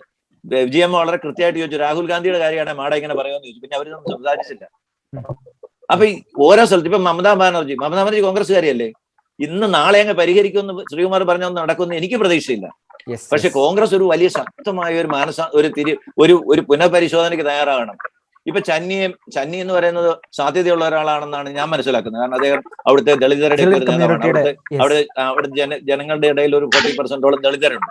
പക്ഷേ അമരീന്ദർ സിംഗ് ഇല്ലാതെ 2 തവണ കോൺഗ്രസിനെ വിജയത്തിൽ എത്തിച്ച ഒരാളാണ്. അദ്ദേഹത്തെ എത്ര നിന്ദ്യമായിട്ടാണ് ഇറക്കി വിട്ടത്. അദ്ദേഹത്തെ വേദനിപ്പിച്ചത്. അതാണ് അതിനകത്ത് ഒരു പ്രശ്നം. അതിപ്പോ ഇന്ത്യയിലെ എല്ലാ സംസ്ഥാനങ്ങളും നടക്കുകയാണ്. അതായത് പുതിയ കുറെ നടത്തിപ്പുകാർ വന്നിരിക്കുന്നു. ജനങ്ങളുമായിട്ട് യാതൊരു ബന്ധവുമില്ല. ജനങ്ങളുടെ ഫീലിംഗ് എന്നാന്ന് അറിയത്തില്ല. ഇപ്പം ചിദംബരം ഒക്കെ ഉണ്ട് അവിടെ തമിഴ്നാട്ടിൽ. അതേ ഇവിടുത്തെ ഈ നാർക്കോട്ടിക് ജിഹാദിനെ കുറിച്ചൊക്കെ അഭിപ്രായം പറഞ്ഞു. നാർക്കോട്ടിക് ജിഹാദിനെ കുറിച്ച് അദ്ദേഹം അഭിപ്രായം പറഞ്ഞതിന്റെ കഥ എന്താണെന്നുള്ളത് മീഡിയ മണ്ണിന് പെർമിഷൻ കൊടുത്തതിന്റെ പിന്നിലൊക്കെ അദ്ദേഹം കളിച്ച കളിയെ കുറിച്ചൊക്കെ പുറത്തു വന്നതോടെ നമുക്ക് മനസ്സിലാവുന്നുണ്ട്. ഇതൊന്നും ഇന്ന് നമ്മുടെ ആൾക്കാർക്കൊന്നും മനസ്സിലാകില്ല എന്ന് കരുതരുത്. ജനങ്ങളെ സംബന്ധിച്ചിടത്തോളം ഈ മതേതരത്വം എന്ന് പറയുന്നത് ഏതാണ്ട് ഒരു വിഭാഗത്തിന് വേണ്ടി മാത്രം ഒത്തിരി ആനുകൂല്യങ്ങൾ കൊടുക്കാനുള്ള ഒരു തത്വമായി. എന്നിട്ട് അവരെന്ത് പറ്റി? കോൺഗ്രസ് അതോടെ ഭൂരിപക്ഷ സമുദായത്തെ ഉറപ്പിച്ചു. ഭൂരിപക്ഷ സമുദായത്തെ പിന്നെ ശ്രീകുമാർ പറഞ്ഞതുപോലെ കേന്ദ്രം ഭരിക്കുന്ന പാർട്ടിയുടെ ഒരു പ്രധാനമന്ത്രിയുടെ ആൾക്കാർക്ക് UP-ക്കാർ വോട്ട് ചെയ്യാന്ന് പറയുന്നത് ഒരു വിശ്വ സർക്കിളാണ്. കേന്ദ്രത്തിൽ പ്രധാനമന്ത്രിയെ ഉണ്ടാക്കുന്ന UP-യാണ്. 85 സീറ്റുണ്ട്. തീരുമാനിക്കുന്നത് UP-യാണ്. അപ്പൊ ഇന്ദിരാഗാന്ധിയുടെ കാലത്ത് ശരിയാ, ഇന്ദിരാഗാന്ധി ഒരു നല്ല നേതാവായിരുന്നു. ഞാൻ തുടക്കത്തിൽ പറഞ്ഞ പോലെ കോൺഗ്രസിന് നയിക്കാൻ ഒരു ഭാവനയുണ്ട്. അവരാണ് ഒരുപക്ഷെ കോൺഗ്രസിന്റെ സംഘടനാ സംവിധാനമൊക്കെ നശിപ്പിച്ചത്, അത് വേറൊരു കാര്യം. പക്ഷെ എങ്കിൽ പോലും അവർക്ക് അവരുടേതായ ഒരു കാഴ്ചപ്പാടുണ്ടായിരുന്നു. അവർക്ക് തന്ത്രങ്ങളൊക്കെ ഉണ്ടായിരുന്നു. ഇപ്പോഴുള്ളവർക്ക് അതുമില്ല. ഈ കുറെ ഉപദേശകര് ഉപദേശകർ മാത്രമായി അല്ലല്ല, കുറെ ഉപദേശകര് എന്നിട്ട് ഇവരെ ഒക്കെ കൊണ്ട് ഓരോ ചെയ്യരുതാത്ത പണികൾ ചെയ്യിക്കുന്നു. ഞാൻ സംശയിക്കാണ് അടുത്തവണ വയനാട്ടിൽ വന്ന രാഹുൽ ഗാന്ധി പോലും ജയിക്കുമല്ലോ എന്നുള്ളത്. വയനാട്ടിൽ രാഹുൽ ഗാന്ധി ജയിക്കുക അത്ര അസാധ്യമായിരിക്കില്ല. പക്ഷേ രാഹുൽ ഗാന്ധി മറ്റെവിടെയിൽ നിന്നാ ജയിക്കുമോ എന്നതാണ് മറ്റൊരു. ഞാൻ പറഞ്ഞ അങ്ങനെയല്ല. വയനാട് പോലും അത് കാര്യങ്ങൾ എങ്ങോട്ടാ ഡെവലപ്പ് ചെയ്യുന്നുള്ള കണ്ടറിയണം. ഇപ്പം മുസ്ലിം ലീഗിനെ കൂടെ ഇപ്പം ഈ പറഞ്ഞതുപോലെ പിന്നെ അവര് ഇടതുപക്ഷം മുന്നണി കൂട്ടിയ രാഹുൽ ഗാന്ധി ജയിക്കത്തില്ല അവിടെ. തീർച്ചയായും മുസ്ലിം ലീഗിന് കോൺഗ്രസിനോട് വന്നിട്ട് എന്ത് കാണിക്കാനാ? അവർക്ക് 2 മന്ത്രിമാരെ കിട്ടണമെങ്കിൽ എന്തെങ്കിലും പ്രയോജനം ഉണ്ടോ മുസ്ലിം ലീഗ് അവിടെ വന്നിട്ട്? ഈ ചെറിയ പാർട്ടികളെ സംബന്ധിച്ചിടത്തോളം ഇതല്ലേ പ്രശ്നം. അപ്പൊ അത് അങ്ങനെയുള്ള സാധ്യതകളൊക്കെ പിണറായി വിജയൻ ഭയങ്കരമായിട്ട് ഉപയോഗിക്കും. പിന്നെ കോൺഗ്രസ്സുകാർ കൊടുക്കുന്ന പോലെ 5-6 മന്ത്രിയൊന്നും ലീഗിനും കൊടുക്കാല്ലോ. അവിടെ ചെന്ന് കേരള കോൺഗ്രസിന് കിട്ടിയ ഒരു പെൻഷൻ മന്ത്രിയാണ്. മധ്യ തിരുവിതാംകൂറിൽ ഒരു അറ്റ്മോസ്ഫിയർ ഉണ്ടാക്കി. പിന്നെ അവിടുത്തെ ക്രിസ്ത്യാനികൾക്കൊക്കെ കമ്മ്യൂണിസ്റ്റുകാരോട് ശത്രുതയൊക്കെ മാറിയെന്നൊക്കെ അവരതിന്റെ വോട്ടും മേടിച്ചു. അവിടെ ചെന്നപ്പോൾ അവരും ലീഗ് വന്നാലും, പക്ഷേ ലീഗിന് 2 മന്ത്രിസ്ഥാനം പ്രധാനപ്പെട്ട. പിന്നെ അവരെന്താന്ന് ചോദിച്ചാൽ കുറെ കൂടെ മുഖ്യമന്ത്രിയോട് ഒട്ടിയെന്ന് അവരുടെ കാര്യങ്ങൾ നേടാൻ അങ്ങനെയുള്ള സംഭവങ്ങൾ ഉണ്ടാവും. പക്ഷെ അതുകൊണ്ട് ഈ വിലയിരുത്തൽ നമ്മളിങ്ങനെ വിലയിരുത്തി ഈ പണ്ട് പിന്നെ കേരളത്തിലെ രാഷ്ട്രീയ ലേഖൻ, ഒരു രാഷ്ട്രീയ ശ്രീകുമാറിന് അറിയാം, ഞാൻ പറഞ്ഞു വരുമ്പോ സാഹചര്യങ്ങളെ വിലയിരുത്തിയിട്ട് പറഞ്ഞ ഒരു സംഭവമുണ്ട്. അത് വീണ് അടിയിൽ കിടക്കുമ്പോഴും എന്റെ കൈ പുറത്തായിരിക്കുന്നു എന്ന് പറഞ്ഞ് ജയിക്കുന്ന സംസ്കാരമാണ് ഇപ്പം പലപ്പോഴും ഇവർ കാണിക്കുന്നത്. അടിയിൽ കിടക്കുകയാണ്, പകർന്ന് അടിയിൽ കിടക്കുകയാണ്, ഇപ്പൊ പറയാം എന്റെ കൈ മോളിൽ ഇരിക്കുന്നത്, ഞാൻ ജയിച്ചെന്ന്. ആളിനെ ശ്രീകുമാറിന് അറിയാം, അതുകൊണ്ടാണ് ഞാൻ പറഞ്ഞത്. അപ്പൊ ഇങ്ങനത്തെ ഒരു അനാലിസിസ് ഒന്നും കാര്യം നടക്കില്ല. കോൺഗ്രസ് അടിയന്തരമായി ശക്തമായ, അതായത് ഭൂരിപക്ഷ സമുദായത്തെ കൂടെ നിർത്തിക്കൊണ്ട് ന്യൂനപക്ഷങ്ങളുടെ താല്പര്യം സംരക്ഷിച്ച് എല്ലാവർക്കും ഒരു നീതി കൊടുക്കുന്നു ഉണ്ടായില്ലെങ്കിൽ കോൺഗ്രസിന് രക്ഷപ്പെടാൻ പറ്റത്തില്ല. തീർച്ചയായും. ശ്രീ NK ശശികുമാർ, BJPയുടെ മുന്നിൽ ഒരുപക്ഷെ 2024 തയ്യാറെടുപ്പിനുള്ള ഒരു ബൂസ്റ്റ് ആയിരിക്കാം ഈ ഇലക്ഷൻ. പക്ഷേ UPയിലെ കണക്കുകൾ നമ്മുടെ മുമ്പിലേക്ക് വരുന്നു. അവിടെ 300കൾക്ക് അപ്പുറത്തിൽ നിന്ന് നമ്മൾ 270ലേക്കും 60ലേക്കും വരിക എന്ന് പറഞ്ഞാൽ ഒരു നമ്പർ ഓഫ് സീറ്റുകളെ കണക്ക് വെച്ച് നോക്കുമ്പോൾ വേണമെങ്കിൽ അവിടെ ആ ഒരു വിക്ടറിയുടെ ഒരു മാധുര്യം കുറയുന്ന വേണമെങ്കിൽ നമുക്ക് വ്യാഖ്യാനിക്കാം. ഇപ്പോൾ ഉദാഹരണം പഞ്ചാബിലേക്ക് വരുമ്പോൾ പോലും കോൺഗ്രസിന് അത്രയും പ്രതിസന്ധികൾ ഉണ്ടായിരുന്നു. അമരീന്ദർ സിംഗിനെ പോലുള്ള നേതാക്കളെയൊക്കെ കൃത്യമായി വിലക്കെടുക്കാൻ BJPക്ക് സാധിക്കുന്നുണ്ട്. പക്ഷെ ആ നിലക്കുള്ള ഒരു കോൺട്രിബ്യൂഷൻ അവർക്ക് നേടാനും സാധിക്കുന്നില്ല. അപ്പൊ BJP 100% ആത്മവിശ്വാസം മുമ്പോട്ട് അടുത്ത ഇലക്ഷനെ മുമ്പോട്ട് സ്വീകരിക്കുമ്പോൾ പോലും BJPക്ക് ആശങ്കപ്പെടാനുള്ള ഒരു സാഹചര്യം കൂടി ഉണ്ടല്ലോ. ഇപ്പം അഖിലേഷ് യാദവിന്റെ പാർട്ടിക്ക് കിട്ടിയ വോട്ടുകളുടെ എണ്ണവും അല്ലെങ്കിൽ സീറ്റുകളുടെ വർധനവൊക്കെ നമ്മുടെ മുമ്പിലേക്കുണ്ടല്ലോ. അപ്പോൾ UPയിലെ മറ്റ് സംസ്ഥാനങ്ങളിലുമൊക്കെ ജയിച്ചുവെങ്കിൽ പോലും ഒരു വോട്ട് പെർസെന്റേജ് നോക്കുമ്പോൾ, സീറ്റുകളുടെ എണ്ണമൊക്കെ തിട്ടപ്പെടുത്തുമ്പോൾ തീർച്ചയായിട്ടും കുറെ കൂടി ജാഗ്രത ഉണ്ടെങ്കിൽ മാത്രമല്ല അടുത്ത തെരഞ്ഞെടുപ്പിലേക്ക് BJPക്ക് നോക്കാൻ സാധിക്കുകയുള്ളൂ. അല്ല, UPയെ സംബന്ധിച്ചിടത്തോളം ഈ തെരഞ്ഞെടുപ്പില് BJP ഭരിച്ചുകൊണ്ടിരുന്ന ഒരു സംസ്ഥാനമാണ്. ആ ഭരിച്ചുകൊണ്ടിരിക്കുന്ന കക്ഷിക്ക് അടുത്ത തെരഞ്ഞെടുപ്പിൽ അതിൻ്റെതായ ചില പ്രശ്നങ്ങൾ സ്വാഭാവികമായി ഉണ്ടാകുന്നതാണ്. അത് മാത്രമല്ല, ഇവിടെ കോൺഗ്രസ് തകർന്നടിഞ്ഞു, മറ്റ് പ്രതിപക്ഷ കക്ഷികൾ BSP ഉൾപ്പെടെയുള്ള മായാവതി ഉൾപ്പെടെയുള്ള കക്ഷികളെല്ലാം തകർന്നടിയുന്ന കാഴ്ച നമ്മൾ കണ്ടതാണ്. അപ്പൊ അവിടെ ഒരു വോട്ടിംഗ് പെർസെന്റ് പോയത് അഖിലേഷ് യാദവിലേക്ക് ആയിരിക്കാം എന്നുള്ളത് നമുക്ക് തീർച്ചയായും അനുമാനിക്കാം. അങ്ങനെ വരുമ്പോൾ ഉണ്ടാകുന്ന ഏറ്റക്കുറച്ചിലുകളിൽ മാത്രമാണ് സീറ്റിന്റെ കുറവ് നമുക്ക് അനുഭവപ്പെട്ടത് എന്നുള്ള കാര്യം നമുക്ക് വളരെ വ്യക്തമായിട്ട് ഈ മുഴുവൻ തെരഞ്ഞെടുപ്പ് ഫലങ്ങളും പുറത്തു വരുമ്പോൾ നമുക്ക് അതിൽ നിന്ന് മനസ്സിലാകും. അത് മാത്രമല്ല, ഇവിടെ ശ്രീകുമാർ സാർ പറഞ്ഞ ആ വാദത്തോട് എനിക്ക് യോജിക്കാൻ സാധിക്കില്ല. കാരണം കേന്ദ്രം ഭരിക്കുമ്പോൾ അതിനനുയോജ്യമായി UPയിൽ ഭരണ തുടർച്ച അല്ലെ ഭരണം ഉണ്ടാകുന്നു എന്ന് പറയുമ്പോൾ, നരസിംഹറാവു രാജ്യത്തിന്റെ പ്രധാനമന്ത്രിയായിരുന്ന സമയത്ത് ആ സംസ്ഥാനം ഭരിച്ചത് കല്യാൺ സിംഗ് ആണ്. അതിനുശേഷം മായാവതി വന്നു, അതിനുശേഷം അഖിലേഷ് യാദവ് വന്നു. അപ്പോഴൊന്നും അത് പ്രധാനമന്ത്രി അല്ലെ രാജ്യം ഭരിക്കുന്ന കക്ഷികളോട് ചേർന്ന് നിൽക്കുന്ന ഭരണകൂട നയമായിരുന്നില്ല, അല്ലെ ഭരണകൂട തെരഞ്ഞെടുപ്പുകളായിരുന്നില്ലല്ലോ അവിടെ ഉണ്ടായത്. അപ്പോൾ അതൊക്കെ ഒരു വാദം എന്നുള്ള ഒരു രീതിയിൽ ഉയർത്താമെന്നുള്ളൂ. ഇവിടെ വളരെ കൃത്യമായി ഈ തെരഞ്ഞെടുപ്പില് ഇവിടുത്തെ മാധ്യമങ്ങളൊക്കെ പോയി തെരഞ്ഞെടുപ്പില് ഉത്തർപ്രദേശിലും ഒക്കെ പോയി ജനങ്ങളോട് അടുത്ത് ചോദിച്ചു, എന്തുകൊണ്ടാണ് നിങ്ങൾ യോഗി ആദിത്യനാഥിനെ തെരഞ്ഞെടുക്കുന്നില്ല, BJPക്ക് വോട്ട് ചെയ്യുന്നത് എന്ന് BJPക്ക് വോട്ട് ചെയ്യുന്ന ആളുകളോട് ചോദിച്ചപ്പോൾ അവര് പറഞ്ഞ ആ വാക്കുകൾ വളരെ പ്രസക്തമല്ലേ. നമ്മുടെ സ്ത്രീ സുരക്ഷാ കാര്യങ്ങളില്, അതോടൊപ്പം അവർക്ക് കുടിവെള്ളം എത്തുന്ന കാര്യത്തില്, അവർക്ക് വൈദ്യുതി, റോഡ് ഇതൊക്കെ എത്തുന്ന കാര്യത്തിൽ 2019 ഒരു ഉദാഹരണം ഞാൻ സൂചിപ്പിക്കാം. 2019 ലോക്സഭാ തെരഞ്ഞെടുപ്പില് BJP അധികാരത്തിൽ വരും എന്ന്, രണ്ടാമത് അധികാരത്തിൽ വരും എന്ന് കേരളത്തിലെ ഒരു മാധ്യമങ്ങളും പ്രചരിപ്പിച്ചില്ല. അവർ പറഞ്ഞു രാജ്യത്ത് കോൺഗ്രസ് അധികാരത്തിൽ വരാൻ പോകുന്നു, BJP അധികാരത്തിൽ വരില്ല എന്നൊക്കെ പ്രഖ്യാപിച്ചു. പക്ഷേ തെരഞ്ഞെടുപ്പ് ഫലം വന്നു, നരേന്ദ്രമോദി സർക്കാർ വ്യക്തമായ ഭൂരിപക്ഷത്തോടു കൂടി അധികാരത്തിൽ വന്നു. ആ സമയത്ത് കേരളത്തിലെ ചില മാധ്യമങ്ങള് ബീഹാറിൽ പോലെയുള്ള സംസ്ഥാനങ്ങളിൽ തെരഞ്ഞെടുപ്പ് നടന്ന സമയം അവിടെ പോയി ചോദിച്ചു, എന്തുകൊണ്ടാണ് നിങ്ങൾ BJPക്ക് വോട്ട് ചെയ്ത്, എന്തുകൊണ്ടാണ് അവിടെ അല്ലെങ്കിൽ ദേശീയ ജനാധിപത്യ സഖ്യം തിരിച്ചു വന്നതെന്ന് ചോദിച്ചപ്പോൾ അവിടുത്തെ സാധാരണക്കാരായ മേഖലകളിലുള്ള ജനങ്ങൾ പറഞ്ഞത്, ഞങ്ങൾക്ക് 60 വർഷക്കാലമായി ഞങ്ങൾക്ക് സഞ്ചാരയോഗ്യമായ പാതകളില്ലായിരുന്നു, ഞങ്ങൾക്ക് വൈദ്യുതി ഇല്ലായിരുന്നു, ഞങ്ങൾക്ക് കുടിവെള്ളമില്ലായിരുന്നു. ഇതെല്ലാം വളരെ കൃത്യമായി ഞങ്ങൾക്ക് എത്തപ്പെട്ടത് ഈ ഭരണകൂടത്തിന്റെ കീഴിലാണ് എന്ന് മനോരമ റിപ്പോർട്ട് ചെയ്തു. അത് ഈ ലോക്സഭാ തെരഞ്ഞെടുപ്പിന് ശേഷം മനോരമ ചാനൽ ആ റിപ്പോർട്ടിംഗ് അവരുടെ ചാനലിൽ കാണിക്കേണ്ട ഒരു ഗതികേടിലേക്ക് വരെ എത്തിച്ചേർന്നു. ഏഷ്യാനെറ്റ് ഉൾപ്പെടെ കാണിച്ചത് ഞാൻ കൃത്യമായി കൈകാര്യം ചെയ്തു എന്നതാണോ BJPയുടെ നേട്ടമായിട്ട് അങ്ങ് കാണുന്നത്? തീർച്ചയായും. അതായത് ഒരു ഉദാഹരണം ഞാൻ സൂചിപ്പിക്കാം. നമ്മുടെ രാജ്യത്ത് നടപ്പിലാക്കിക്കൊണ്ടിരിക്കുന്ന ജൽജീവൻ മിഷൻ പദ്ധതി എന്ന് പറയുന്ന ലോകത്തിലെ ഏറ്റവും ബൃഹത്തായ പദ്ധതിയാണ്. UN-ഉം വേൾഡ് ഹെൽത്ത് ഓർഗനൈസേഷനും ഏറെ പ്രശംസിച്ച അത്ഭുതത്തോട് നോക്കിക്കാണുന്ന ഒരു പദ്ധതിയാണ് ജൽജീവൻ മിഷൻ. 2025 കൂടി ഇന്ത്യയിലെ എല്ലാ ജനങ്ങൾക്കും കുടിവെള്ളം എന്ന ബൃഹത്തായ പദ്ധതിയാണ് രാജ്യത്ത് നടപ്പിലാക്കിക്കൊണ്ടിരിക്കുന്നത്. അതിന്റെ എല്ലാ പ്രവർത്തനങ്ങളും എല്ലാ തദ്ദേശ സ്വയംഭരണ സ്ഥാപനങ്ങളിലും അതിന്റെ പ്രവർത്തനങ്ങൾ കേന്ദ്രീകരിച്ച് അതിന്റെ പ്രവർത്തനങ്ങൾ ആരംഭിച്ചു കഴിഞ്ഞു. അത് കുടിവെള്ളമില്ലാത്ത, നമുക്കറിയാം, നമ്മള് മറ്റ് സംസ്ഥാനങ്ങളിൽ, ഈ വടക്കേന്ത്യൻ സംസ്ഥാനങ്ങളിലെ സ്ത്രീകള് മൈലുകൾ താണ്ടി വെള്ളം ചുമന്നുകൊണ്ട് വരുന്ന, കുടിവെള്ളം ചുമന്നുകൊണ്ട് വരുന്ന, ഭക്ഷണം പാകം ചെയ്യാൻ വെള്ളം ചുമന്നുകൊണ്ട് വരുന്ന ആളുകളെ നമ്മൾ കണ്ടതാണ്. മറ്റ് മഹാരാഷ്ട്ര ആയാലും മറ്റ് മധ്യപ്രദേശ് ആയാലും UP ആയാലും എവിടെയാണ്. അപ്പൊ അവിടെയൊക്കെ 2025 കൂടി നമ്മൾ ഈ ബൃഹത്തായ പദ്ധതി, ടാപ്പ് തുറന്നാൽ അവർക്ക് ജലം കിട്ടണം എന്നുള്ള പദ്ധതി ആവിഷ്കരിച്ച് നടപ്പിലാക്കിക്കൊണ്ടിരിക്കുന്നു. അത് മാത്രമല്ല, രാജ്യത്തെ 2022 86 ലക്ഷം ഭവനങ്ങളാണ് നിർമ്മിക്കാൻ പോകുന്നത് നമ്മുടെ രാജ്യത്ത് നരേന്ദ്രമോദി സർക്കാർ നടപ്പിലാക്കാൻ പോകുന്നത്.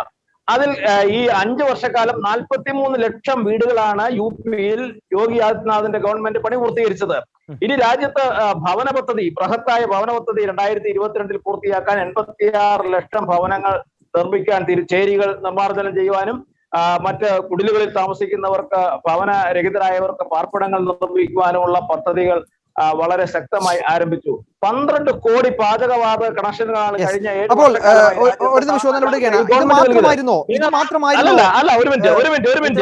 ആ വികസനത്തെ മാത്രം കാണാതെ ഈ രാഷ്ട്രീയ രംഗത്ത് കോൺഗ്രസും അല്ലെ പ്രതിപക്ഷ കക്ഷികളും ഉയർത്തിവിടുന്ന, ഈ BJPക്കെതിരെ ഉയർത്തിവിടുന്ന, അല്ലെങ്കിൽ ഹിന്ദുത്വവാദം, മതം അങ്ങനെയൊക്കെ പ്രചരിപ്പിച്ചാൽ മണിപ്പൂരും ഗോവയും ഒക്കെ ക്രിസ്തീയ ഭൂരിപക്ഷമുള്ള സംസ്ഥാനങ്ങളാണ് എന്ന് ഞങ്ങളത് പറയുന്നില്ല. കാരണം എന്നും കോൺഗ്രസിനും ഇടതുപക്ഷത്തിനും BJPയെ ഇകഴ്ത്തി കാട്ടാൻ വേണ്ടി വർഗീയത, ഹിന്ദുത്വ അജണ്ട ഇതൊക്കെ പ്രചരിപ്പിക്കുക എന്ന് പറയുന്ന അവരുടെ ഒരു രാഷ്ട്രീയ ശൈലിയാണ്. ഇനിയും അവരതിന് മാറ്റം വരുത്താൻ തയ്യാറായില്ല. BJPയുടെ വികസനത്തെ ഇവർ ചർച്ച ചെയ്യാൻ തയ്യാറായില്ലെങ്കിൽ വീണ്ടും തിരിച്ചടി തരേണ്ടി വരും. ഇന്ത്യൻ രാഷ്ട്രീയത്തിൽ പ്രതിപക്ഷം എന്ന് പറയുന്ന സംഗതി ഇല്ലാതാവും. ശരി, പക്ഷേ ഇവിടെ ഞാൻ വയറിന്റെ റിപ്പോർട്ട് ഞാൻ വായിക്കുകയായിരുന്നു. കഴിഞ്ഞ 3 മാസം കൊണ്ട് 100-ലധികം ഹെയ്റ്റ് സ്പീച്ചാണ് യോഗി ആദിത്യനാഥിന്റെ പ്രസംഗങ്ങൾ അനലൈസ് ചെയ്യുന്ന ഒരു കണക്കിന്റെ പുറത്താണ് ഞാൻ സംസാരിക്കുന്നത്. 100-ലധികം ഹെയ്റ്റ് സ്പീച്ചുകളാണ് അദ്ദേഹം നടത്തിയിട്ടുള്ളത്. അത് ഒരുപക്ഷെ സമുദായങ്ങളെ മതങ്ങളെയൊക്കെ കൃത്യമായിട്ട് ടാർഗറ്റ് ചെയ്തുകൊണ്ടുള്ള 100-ലധികം സംഭാഷണങ്ങൾ അദ്ദേഹം നടത്തിയെന്നുള്ള ഒരു റിപ്പോർട്ട് എന്റെ മുമ്പിലുണ്ട്. അപ്പോൾ ഡെവലപ്മെന്റ് ഒരു വശത്ത് നടക്കുന്നു എന്ന് അങ്ങയുടെ ന്യായത്തെ, അങ്ങയുടെ ഭാഗത്തെ അംഗീകരിച്ചു തന്നെങ്കിൽ പോലും മറുവശത്ത് കൃത്യമായ രീതിയിൽ ഒരു മതത്തിന്റെ കൂട്ടുപിടിച്ചുകൊണ്ടുള്ള ചില തന്ത്രങ്ങൾ കൂടി അവിടെ നടപ്പാക്കിയിട്ട് ഇല്ല എന്ന് നമുക്ക് പറയാൻ സാധിക്കുകയില്ല. ഇന്ന് തന്നെ ദീപിക, ഡൽഹി ബ്യൂറോ ചീഫ്, ഇവിടെ ചർച്ചയിൽ പങ്കെടുത്തപ്പോൾ പറയുകയും ചെയ്തു, രാമക്ഷേത്രം മുക്ക് ഉൾപ്പെടെയുള്ള ലഘുലേഖകൾ എല്ലാ വീടുകളിലും കൃത്യമായി എത്തിക്കാൻ, അത് BJPക്ക് എത്തിക്കാൻ സാധിക്കുന്നു എന്നത് BJPയുടെ സംവിധാനത്തിന്റെ മികവായിരിക്കാം. പക്ഷെ അങ്ങനത്തെ ഒരു ഡയമെൻഷൻ കൂടി ഈ ഇലക്ഷൻ ഉണ്ടായിരുന്നോ? അങ്ങനെ ശ്രദ്ധിച്ചിട്ടുണ്ടോ? അല്ല സുഹൃത്തെ, നമ്മുടെ BJP കഴിഞ്ഞ 2019 പാർലമെന്റ് തെരഞ്ഞെടുപ്പിലെ പ്രകടന പത്രം നമ്മൾ എടുത്തു നോക്ക്. പ്രകടന പത്രം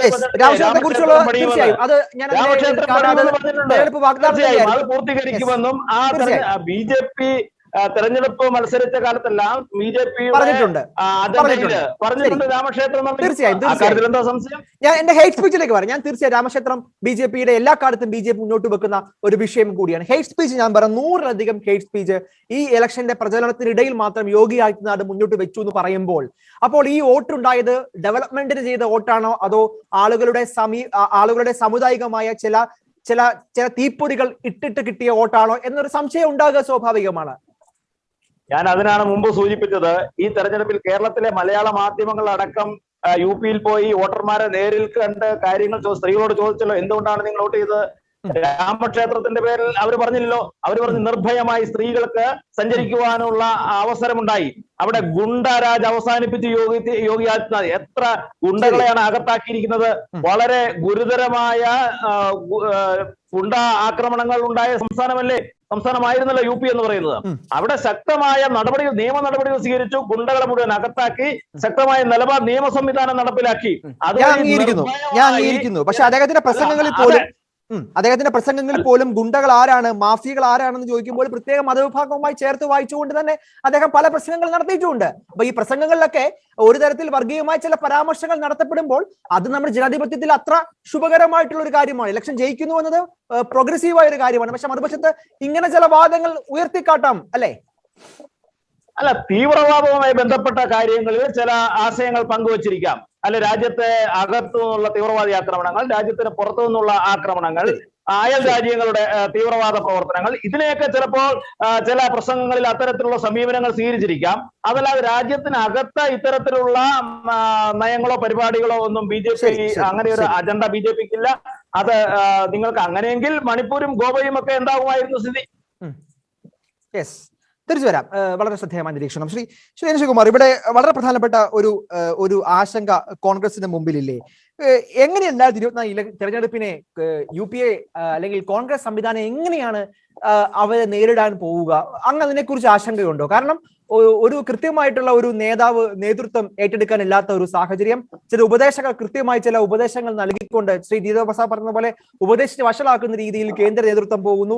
അവിടെ കേരളത്തിൽ നിന്നുള്ള ചില പ്രത്യേക നേതാക്കളൊക്കെ അവിടെ വലിയ ചാണാക്കി തന്ത്രങ്ങളൊക്കെ മെനയുന്നുണ്ട്. അത് ഒരു തരത്തിലും റിസൾട്ട് ഉണ്ടാക്കാത്ത ഒരു സാഹചര്യം അവിടെയുണ്ട്. ഇപ്പൊ കേരളത്തിൽ പോലും സംഘടനാ സംവിധാനം വളരെയധികം കൺഫ്യൂഷനിലും പ്രതിസന്ധിയിലും ആകുന്ന ഒരു സംസ്ഥാനം. അപ്പൊ കേരളം പോലും അത്ര ഒരു സ്റ്റേബിൾ അല്ലാത്ത ഒരു ഇലക്ഷനെ ആയിരിക്കും 2024 നേരിടാൻ പോവുക. കേരളത്തിന്റെ കണക്കാണ് ഞാൻ പറയുന്നത്. ബാക്കിയുള്ള സംസ്ഥാനങ്ങളിലൊക്കെ ഏത് നിലയ്ക്കായിരിക്കും UPAക്ക് 2024 മോഡി മുന്നോട്ട് വെക്കുന്ന ആ ഒരു ആശയത്തെ എതിർത്തുകൊണ്ട് അല്ലെങ്കിൽ മോഡിക്കെതിരെ അണിനിരക്കുവാൻ കോൺഗ്രസ് എത്രമാത്രം ശക്തമാണ്? അതായത് ഈ കോൺഗ്രസിന് ഒരു ഏകീകൃത നേതൃത്വം ഇല്ല എന്നുള്ള ഒരു ആക്ഷേപം ഏതാണ്ട് ഒരു പരിധി വരെ ശരിയാണ്. കാരണം ഇന്ദിരാഗാന്ധിയുടെയും രാജീവ് ഗാന്ധിയുടെയും എന്തിന് നരസിംഹറാവുവിന്റെ പോലും ഒരു ചടുലത ഇപ്പോൾ ഇല്ല എന്നുള്ള സംശയമില്ല. കാരണം സോണിയാഗാന്ധിക്ക് സുഖമില്ല, അവർ താൽക്കാലിക പ്രസിഡന്റാണ്. രാഹുൽ ഗാന്ധിയും പ്രിയങ്ക ഗാന്ധിയും ഒക്കെ ഓടി നടന്ന് ഊർജ്ജസ്വലത പ്രവർത്തിക്കുന്നു എന്നുള്ളതുകൊണ്ടൊന്നും വലിയ പ്രയോജനമുള്ള കാര്യമല്ല. ഞാൻ ഉദാഹരണം പറയാമെന്ന് വെച്ചാല്, ഇപ്പൊ ഈ യു പിയിൽ തന്നെ ഇത്തവണ ഒരു വിശാല ഐക്യം, പണ്ട് ബീഹാറിൽ നിതീഷുമായിട്ട് ഉണ്ടാക്കിയ പോലെ ഒരു വിശാല ഐക്യം ഉണ്ടാക്കിയിരുന്നെങ്കിൽ BJP അവിടെ പൊടി പോലും കാണുണ്ടായിരുന്നില്ല. കാരണം കോൺഗ്രസും BSPയും സമാജ്വാദി പാർട്ടിയും കൂടെ ചേർന്നൊരു മുന്നണി. പക്ഷെ അതില് സമാജ്വാദി പാർട്ടി എന്ത് ചെയ്തു? അവരവരുടെ ശക്തി തെളിയിക്കാൻ തീരുമാനിച്ചു. കോൺഗ്രസ് അവരുടെ ശക്തി തെളിയിക്കാൻ തീരുമാനിച്ചു. മായാവതി അവരുടെ ശക്തി തെളിയിക്കാൻ തീരുമാനിച്ചു. ചുരുക്കി പറഞ്ഞാൽ എല്ലാവർക്കും അവരുടേതായ പോക്കറ്റിൽ വോട്ട് കിട്ടി, സീറ്റും കൊണ്ട് BJPയും പോയി. എന്നിട്ടും 140 വോട്ടിലേക്ക് സമാജ്വാദി പാർട്ടി എത്തി എന്നുള്ളതാണ് ഞാൻ കാണുന്നത്.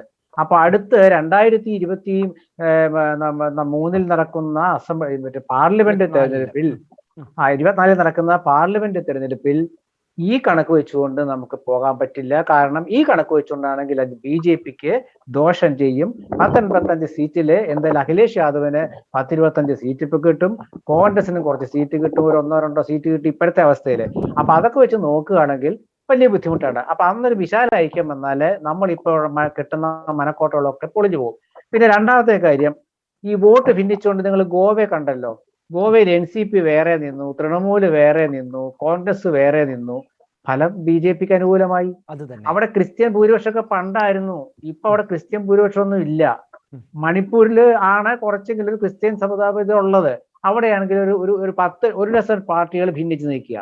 അപ്പൊ ഇതിന്റെയൊക്കെ ഒരു ഗുണം ഒരു ഏകീകൃത ഹിന്ദു വോട്ടുകൾ ഇങ്ങോട്ട് പോകുന്നുണ്ട്. ഞാൻ ഈ കേന്ദ്രം ഭരിക്കുന്ന പാർട്ടി എന്ന് പറയാൻ കാരണം, ഇപ്പൊ നരസിംഹറാവു ഭരിക്കുമ്പോഴല്ലേ കല്യാൺ സിംഗ് ഭരിച്ചെന്ന് വെച്ചാൽ അയോധ്യയുടെ വിഷയമുണ്ട് അവിടെ. ഞാൻ പറഞ്ഞത് ഒരു കരിഷ്മയുള്ള, വളരെ ജനങ്ങളെ ആകർഷിക്കാൻ പറ്റാവുന്ന മുഖമുള്ള 2 നേതാക്കളാണ്. ഒന്ന് ഇന്ദിരാഗാന്ധിയും ഒന്നിപ്പോൾ നരേന്ദ്രമോദിയും. അതാണ് ഞാൻ പറഞ്ഞത്, തെറ്റിദ്ധാരണ വേണ്ട. അപ്പൊ അതാണ് ഞാൻ പറഞ്ഞത്. അപ്പൊ അതുകൊണ്ട് അപ്പൊ അതാണ് അവിടെ സംഭവിച്ചത്. അതുപോലെ ഇപ്പൊ നിങ്ങൾ നമ്മൾ പറഞ്ഞു ഇതൊക്കെ താൽക്കാലികമാണെന്നാണ് എന്റെ കണക്കൂടെ. കാരണം ആ ആദ്മി പാർട്ടിയുടെ കാര്യം തന്നെ ഞാൻ പറയട്ടെ. ആ ആദ്മി പാർട്ടി ഇപ്പൊ പഞ്ചാബ് ജയിച്ചു. നിങ്ങൾ UP ഭരിച്ച ഒരു കക്ഷിയുണ്ട് ഇവിടെ, ബഹുജൻ സമാജ് പാർട്ടി. UP ഭരിച്ച കക്ഷിയാ.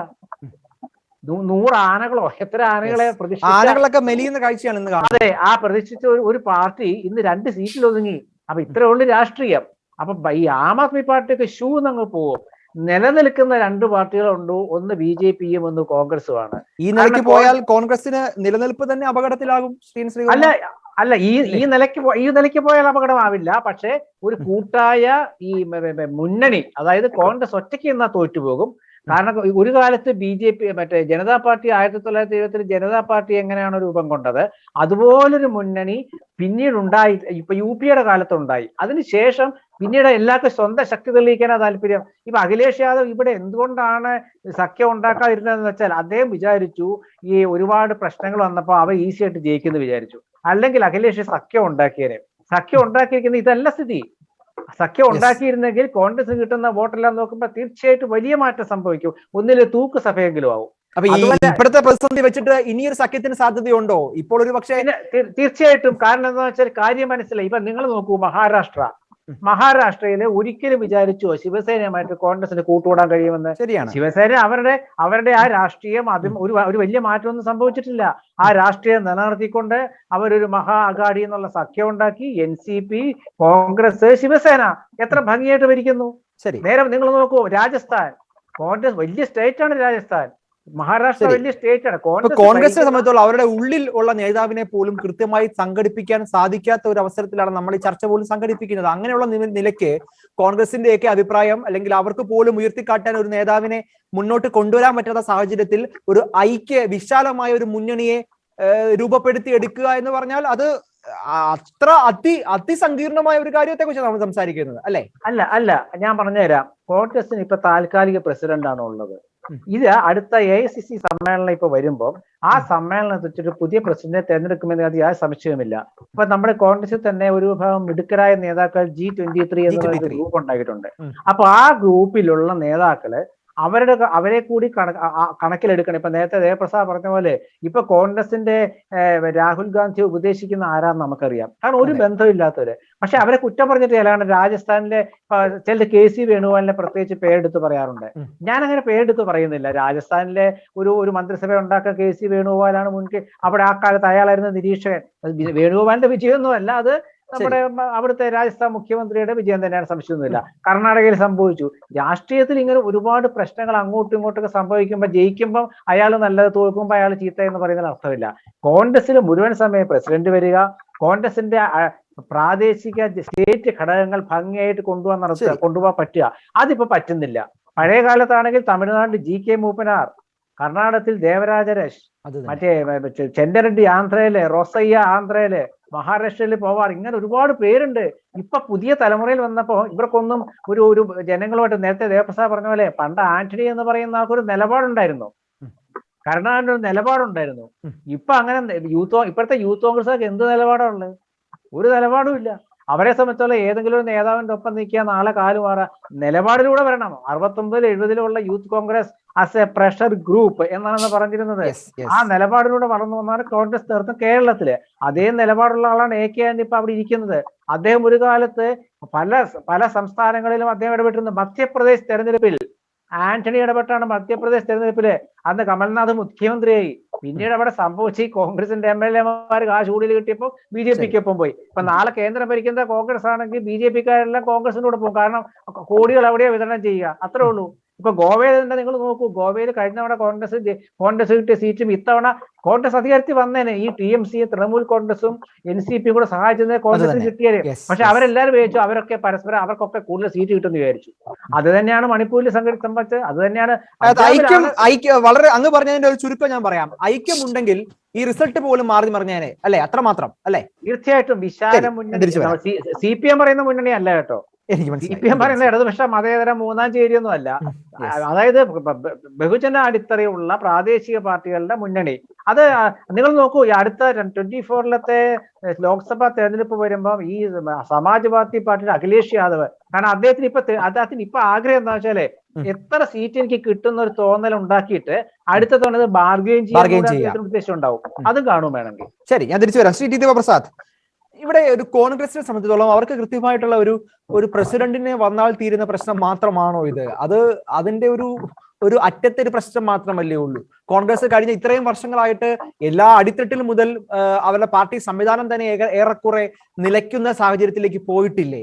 ഇപ്പോൾ ഒരു 24/7 ഒരു രാഷ്ട്രീയത്തെ കാണാൻ സാധിക്കാത്തത് തന്നെ കോൺഗ്രസിന്റെ വലിയ പ്രശ്നമല്ലേ? ഇപ്പൊ ഉദാഹരണം, രാഹുൽ ഗാന്ധിക്ക് ഒരു പക്ഷേ ഈ ഇലക്ഷനിൽ 2, 3, 4, 5 പ്രധാനപ്പെട്ട റാലികളിൽ പങ്കെടുക്കുന്നു. പിന്നെ അദ്ദേഹത്തിൻ്റെതായ യാത്രകളിലും വിനോദങ്ങളിലും ഒക്കെ ഏർപ്പെട്ടു പോകുന്ന ഒരു സീസണൽ പൊളിറ്റീഷ്യൻസ് ആയി കോൺഗ്രസ് നേതൃത്വം രാഹുൽ ഗാന്ധി പ്രത്യേകിച്ച് മാറുന്ന ഒരു കാഴ്ച വരുന്നു. അതേസമയം ഞാൻ മനസ്സിലാക്കുന്നു BJP ഈ ഇലക്ഷനെ അവർ ഒരു വർഷം മുമ്പെങ്കിലും കൃത്യമായി സ്ട്രാറ്റജൈസ് ചെയ്തുകൊണ്ടാണ് ഈ ഇലക്ഷന് വേണ്ടി ഇറങ്ങുക. അപ്പൊ സീസണൽ പൊളിറ്റീഷ്യൻസിനെ മാറ്റി നിർത്താതെ, അല്ലെങ്കിൽ സീസണൽ ഇലക്ഷൻ വരുമ്പോൾ മാത്രം ഈ പരീക്ഷയ്ക്ക് കുട്ടികൾക്ക് ഉണ്ടാകുന്ന പരീക്ഷാ ചൂട് പോലെ മാത്രം രാഷ്ട്രീയത്തിൽ കണ്ടാൽ കോൺഗ്രസിന്റെ ഭാവി പോലും അനിശ്ചിതത്വത്തിലാകില്ലേ? വളരെ ഗഹനമായ ഒരു വിഷയമാണ്. നമ്മൾ ഒന്ന് ആത്മശോധന ചെയ്യും. ഞാൻ എന്തിനാണ് കോൺഗ്രസിന് വോട്ട് ചെയ്യുന്നത്? സ്വാതന്ത്ര്യ സമരം വരെ കോൺഗ്രസിനെ സംബന്ധിച്ച് നമുക്ക് ലക്ഷ്യം ഉണ്ടായിരുന്നു, നമുക്ക് സ്വാതന്ത്ര്യം നേടുക. സ്വാതന്ത്ര്യത്തിന് ശേഷം നമുക്ക് ലക്ഷ്യം ഉണ്ടായിരുന്ന ഒരു നവഭാരത നിർമ്മിതി. പക്ഷെ ഇന്ന് നവഭാരത നിർമ്മിതിക്ക് വേറെ ഒത്തിരി പ്രസ്ഥാനങ്ങളുണ്ട്, അല്ലെങ്കിൽ ശക്തമായ പ്രസ്ഥാനങ്ങളുണ്ട്. അപ്പൊ കോൺഗ്രസിന് പുത്തനായിട്ടുള്ള ഒരു വികസന തന്ത്രവും ഒരു നയവും സമീപനവും ഒക്കെ വേണം. അതെല്ലാ ഭാരതത്തിലെ ഒരു വൈവിധ്യത്തിൽ ഏകത്വം കണ്ടെത്തുന്ന ഒരു രാജ്യത്തിലെ എല്ലാ സമൂഹങ്ങളെയും കൂടെ നിർത്താൻ നമുക്ക് സാധിക്കണം. അങ്ങനെ ഒരു നയം കോൺഗ്രസിനുണ്ടാണ്. ഒന്നാമത് വേണ്ടത് എന്തിന് നമ്മൾ കോൺഗ്രസിന് വോട്ട് ചെയ്യണം എന്നുള്ളൊരു ഉത്തരം. ഇന്നിപ്പം BJPക്ക് എന്തിനു വോട്ട് ചെയ്യണം? BJPക്ക് വോട്ട് ചെയ്യുന്ന ഒരു ഹിന്ദു രാഷ്ട്രം താല്പര്യമുള്ള ഒരു BJPക്ക് ശശികുമാർ എന്ത് പറഞ്ഞാൽ അതിനെക്കുറിച്ചുള്ള ഒരു സാധാരണക്കാരന്റെ കൺസെപ്റ്റ് എന്താ? അത് ഇത് തന്നെയാണ്. ഒരു ഹിന്ദു രാഷ്ട്രം ഇവിടെ വരണമെങ്കിൽ അതിന് BJPക്ക് വോട്ട് ചെയ്യണം. പക്ഷെ അത് പൂർണ്ണമായി നമ്മുടെ ഭരണഘടന വെച്ച് നടപ്പാക്കാൻ പറ്റൂല്ല എന്നുള്ളത് വേറൊരു പ്രശ്നം. പക്ഷെ അതിനവർ ഉറച്ചു നിൽക്കുന്നുണ്ട്. ഇപ്പം ഞാൻ മനസ്സിലാക്കുന്നത് ശരിയാണെങ്കിൽ, സബ്ജക്ട് ടു കറക്ഷൻ, BJP ഉത്തർപ്രദേശിൽ ഹിന്ദുക്കളെ മാത്രമേ മത്സരിപ്പിച്ചുള്ളൂ എന്നാണ് ഞാൻ മനസ്സിലാക്കുന്നത്. എനിക്ക് ഐ എം നോട്ട് ഷുവർ. ഞാൻ ചെളുന്ന് അതെ, അല്ല ഞാൻ പറഞ്ഞത്. അപ്പൊ അങ്ങനെ ഈ ഒരു മതപരമായ അവരൊരു നിലപാടിൽ ഉറച്ചു നിൽക്കുന്നു. ആ നിലപാടിന് അനുകൂലമായ തീരുമാനങ്ങൾ എടുക്കുന്നു. ഇനി മറ്റു സമുദായങ്ങൾ പോലും അവരെ സഹായിക്കുന്നില്ല എന്ന് ഞാൻ സംശയിക്കുന്നു. കാരണം എന്താണെന്ന് ചോദിച്ചാൽ ഈ ഹത്രാസ് മേഖല മുഴുവൻ അവർ ജയിച്ചു CPM. അവിടെ പോയി ബഹളമൊക്കെ ഉണ്ടാക്കി ഈ മുസ്ലിം തീവ്രവാദികൾ എന്നൊക്കെ നമ്മൾ വിളിക്കുന്നവർ എന്തോ ആയിക്കോട്ടെ, നമ്മുടെ ഇവിടെ നിന്നുള്ള സിദ്ദിഖ് കാപ്പൻ അടക്കമുള്ളവർക്ക് അവിടെ പോയി പോലീസ് അറസ്റ്റ് ചെയ്ത് വലിയ സംഭവം ഉണ്ടാക്കിയത്. അതെന്തുകൊണ്ടാ ജോയിക്ക് പറയാൻ പറ്റിയത്? ഇവരെല്ലാം കൂടെ, പാകിസ്ഥാൻകാരെല്ലാം കൂടെ വന്ന് ഇന്ത്യ കീഴടക്കാൻ പോകുന്നു, അതുകൊണ്ട് നമ്മൾ ഒന്നിച്ചിരിക്കണം. ഒന്നിച്ചു വന്നു. പിന്നെ ഈ ക്രൈസ്തവരെ സംബന്ധിച്ചിടത്തോളം ഹിജാബ് വിഷയം പോലും കേരളത്തിലടക്കം ബുദ്ധിമുട്ടുണ്ടാക്കിയിട്ടുണ്ട്. എന്തോ ഹിജാബ് വിഷയം പോലും കർണാടകയിലെ ഹിജാബ് വിഷയം പോലും പ്രശ്നങ്ങൾ ഉണ്ടാക്കിയിട്ടുണ്ട്. അതെ, അതിനെല്ലാം ഉറച്ച തീരുമാനങ്ങളാണ് അവരെടുക്കുന്നത്. അതിനകത്ത് അവരും മറ്റവരെന്ത് കരുതും? ഈ ഒരു കാപട്യൊന്നും അതിനകത്തില്ല. ഇപ്പൊ ശശികുമാർ പറഞ്ഞതിനകത്ത് കാപട്യം ഉണ്ടെന്ന് വേണം ഞാൻ പറയാം. മറ്റവർക്ക് അങ്ങനെയൊന്നുമില്ല. അവർ വളരെ കൃത്യമായിട്ട് പറയും, ഇതാണ് ലക്ഷ്യം. അങ്ങനത്തെ ഒരു ലക്ഷ്യമാണ് അവർക്കുള്ളത്. പക്ഷെ ഇതിനകത്ത് അവരെ പോലെയുള്ളൊരു സംഘം ഭൂരിപക്ഷ സമുദായത്തിന് അവരുടെ താല്പര്യങ്ങൾ സംരക്ഷിക്കപ്പെടുന്നു എന്നൊരു ബോധ്യം കൊടുക്കാൻ, ഉറപ്പ് കൊടുക്കാൻ കോൺഗ്രസിന് സാധിച്ചില്ലെങ്കിൽ കോൺഗ്രസ് മുന്നോട്ട് പോകാൻ സാധിക്കില്ല. പിന്നെ ശ്രീകുമാർ മുമ്പോട്ട് പറഞ്ഞ ഈ വിശാല ഐക്യം ഉണ്ടല്ലോ, വിശാല ഐക്യം എന്ന് പറഞ്ഞാൽ അന്ന് ജനതാ പാർട്ടി ഉണ്ടാവുമ്പോ അന്ന് ഒരു ജയപ്രകാശ് നാരായണൻ ഉണ്ടായിരുന്നു, അതിനുശേഷം ഒരു VP സിംഗ് ഉണ്ടായിരുന്നു. ഇന്ന് കോൺഗ്രസിൽ അതുപോലെ നേതൃത്വം കൊടുക്കാൻ ആരാ ഉള്ളേ? അല്ലെങ്കിൽ ഏത് പാർട്ടിയാ ഉള്ളത്? മമതയ്ക്ക് ഒരു 40 സീറ്റുണ്ട്. മമതയ്ക്ക് പ്രധാനമന്ത്രി ആവണമെന്ന് മമതയ്ക്കുണ്ട്. അഖിലേഷിനും കാണും പ്രധാനമന്ത്രി ആവണമെന്ന്. കോൺഗ്രസിന് എല്ലായിടത്തും കൂടി ഒരു 10-50 എണ്ണം കിട്ടും, അവർക്കും ഉണ്ടാകും പ്രധാനമന്ത്രി. ഇത് വളരെ തന്ത്രപൂർവ്വം BJP ഇത് മുതലെടുത്ത് കഴിയുമ്പോൾ ഈ ഒരു മുന്നണിയും കൂട്ടായ്മയും ഒന്നും ഉണ്ടാകുക എന്നുള്ളത് പ്രായോഗികമായി നടക്കും. പിന്നെ അവിടുത്തെ മഹാരാഷ്ട്രയിലെ കാര്യം പറയുന്നു. അവിടെ കോൺഗ്രസിനും അധികാരം വേണം, NCPക്ക് അധികാരം വേണം, ശിവസേനയ്ക്കും അധികാരം വേണം. BJP ആയിരുന്നു വലിയ കക്ഷി, പക്ഷെ അവരെല്ലാം കൂടെ ഒന്നിച്ചപ്പോൾ അവർക്ക് അധികാരം കിട്ടി. ശരി, അത് അധികാരം കിട്ടുമെന്നായി കഴിയുമ്പോൾ ഏത് കൂട്ടുകൂടാനും ഒരു തയ്യാറാവും. ഇതുകൊണ്ട് പിന്നെ വേറൊരു പ്രശ്നം, ഞാൻ ഈ ഒരു 25 വർഷമായിട്ടുള്ള അല്ലെങ്കിൽ ഒരു 10-40 വർഷമായിട്ടുള്ള രാഷ്ട്രീയത്തിന്റെ ഒരു ഇതിൽ ഞാൻ പറയാം, കരുണാകരൻ ആന്റണി അല്ലെങ്കിൽ ആ തലമുറയിലെ നേതാക്കന്മാർക്ക് ജനങ്ങൾക്ക് വേണ്ടി എന്തെങ്കിലും ചെയ്യണം എന്നൊരു ആഗ്രഹം ഉണ്ടാകും. ജനങ്ങളെ സഹായിക്കണം. മുൻചാണ്ടി വരെയൊക്കെ ഉള്ളവർക്ക്, പുതിയ തലമുറയ്ക്ക് ശ്രീകുമാർ മനസാക്ഷി കൈവച്ച് പറയാം, പുതിയ തലമുറയിൽ എത്ര പേർക്ക് ഇങ്ങനെ ഒരു ആഗ്രഹമുണ്ട്? എങ്ങനെയെങ്കിലും എനിക്കൊരു MP ആകണം, MP ആയി കഴിഞ്ഞ് 10 പൈസ ഉണ്ടാക്കണം, അല്ലെങ്കിൽ അതിന്റെ സുഖങ്ങളെല്ലാം അനുഭവിക്കണം എന്നുള്ളതല്ലാതെ ജനങ്ങൾക്ക് എന്തെങ്കിലും ചെയ്യണം. കോൺഗ്രസിന് കോൺഗ്രസിന്റെ മാത്രം പ്രശ്നമല്ല, പക്ഷേ ഈ BJPക്ക് ഒരു പ്രത്യേകത ഉള്ളതെന്ന് വെച്ചാൽ അവർക്ക് അതിന്റെ പുറകിൽ RSSന്റെ ഒരു വലിയ രാഷ്ട്രീയ ഒരു സംവിധാനമുണ്ട്. ആ സംവിധാനത്തിന് അത് ഐഡിയോളജിക്കൽ, അവർക്ക് പവർ വേണ്ട, അവർ പൊളിറ്റിക്സിൽ പവർ ഉദ്ദേശിക്കുന്നില്ല, അവർ ജനങ്ങൾക്ക് കാര്യങ്ങൾ ചെയ്യാനാണ് തീരുമാനിക്കുന്നത്. കാര്യം RSSനെ സംബന്ധിച്ച് അവരുടെ ഈ മതമൗലികവാദത്തെ കുറിച്ചും സംഘടനത്തെ കുറിച്ചും ഒക്കെ നമുക്ക് അഭിപ്രായ വ്യത്യാസമുണ്ട്. പക്ഷേ ദേ ഹാവ് ആൻ ഐഡിയോളജി, അവർക്കൊരു ആദർശമുണ്ട്. ആ ആദർശം നടപ്പാക്കുക, അതിപ്പം BJP ഉണ്ടെങ്കിലും ഇല്ലെങ്കിലും നടപ്പാക്കും. പക്ഷേ ആ നടപ്പാക്കുന്നതിന്റെ പ്രയോജനം BJPക്ക് എപ്പോഴും കിട്ടിക്കൊണ്ടിരിക്കും. കോൺഗ്രസിന് അങ്ങനെ ഒരു സംവിധാനങ്ങളില്ല. അപ്പൊ കോൺഗ്രസ് ജനങ്ങൾക്ക് വേണ്ടി കൂടുതലേക്ക്, അപ്പം കരുണാകരനെയൊക്കെ ശ്രീകുമാരൻ അറിയുന്നല്ലോ, എനിക്ക് അറിയാം, ശ്രീകുമാരൻ അറിയാം. കരുണാകരൻ ഏത് ഫയൽ വരുമ്പോഴും നമ്മുടെ പാവങ്ങൾക്ക് എന്നാ ഉണ്ടോ ഇതിനകത്ത് പറയാൻ സെക്രട്ടറിയോട് ചോദിക്കുന്ന ചോദ്യം, പാവങ്ങൾക്ക് എന്നാ കിട്ടും ഇതിൽ നിന്ന്? നയനാര് ഇങ്ങനെയൊക്കെയുള്ള ആൾക്കാരോട് നമ്മൾ അടുത്ത് പരിചരിക്കുമ്പോൾ നമുക്കുള്ള ഒരു പ്രയോജനം, പാവങ്ങൾക്ക് എന്നാ കിട്ടും ഇതിനകത്ത്? അങ്ങനെയുള്ള കാലത്തോളം അവരുടെ കൂടെ ജനം നിൽക്കുമായിരുന്നു. ജനങ്ങൾക്കറിയാം ഇന്നൊരു പ്രശ്നമായിട്ട് നമ്മൾ ലീഡറെ കരുണാകരന്റെ അടുത്ത് ചെന്നാൽ അതിനൊരു പരിഹാരം ഉണ്ടാക്കാതെ, ഇവിടെ ഇപ്പൊ മാണിസാറിന്റെ കാര്യമല്ലോ അത് തന്നെ. എന്തുകൊണ്ടാണ് ജനം നിന്നത്? അവരുടെ പ്രശ്നങ്ങളിൽ ഇടപെടും. ഇപ്പൊ അങ്ങനെയല്ലല്ലോ. എന്നെ ഡൽഹി വന്ന് കണ്ടേക്കാൻ ഡൽഹി ചെല്ലുമ്പോൾ അയാൾ വേറെ വല്ലയിടത്ത് മോസ്കോയ്ക്ക് പോയി. ഇങ്ങനെയൊക്കെയുള്ള ആര് പിന്നെ ഒരു ചുറ്റുപാടിൽ കഴിഞ്ഞ തവണ എന്തുകൊണ്ടാണ് ഇത്രയും വോട്ട് ഈ ഇടതുപക്ഷത്തെ പോലും പരാജയപ്പെടുത്തി രാജ്യസഭയിൽ ഇത്രയും സീറ്റ്, ലോക്സഭയിൽ ഇത്രയും സീറ്റ് കിട്ടിയ BJP ഭീതി ഭയങ്കരമായിരുന്നു.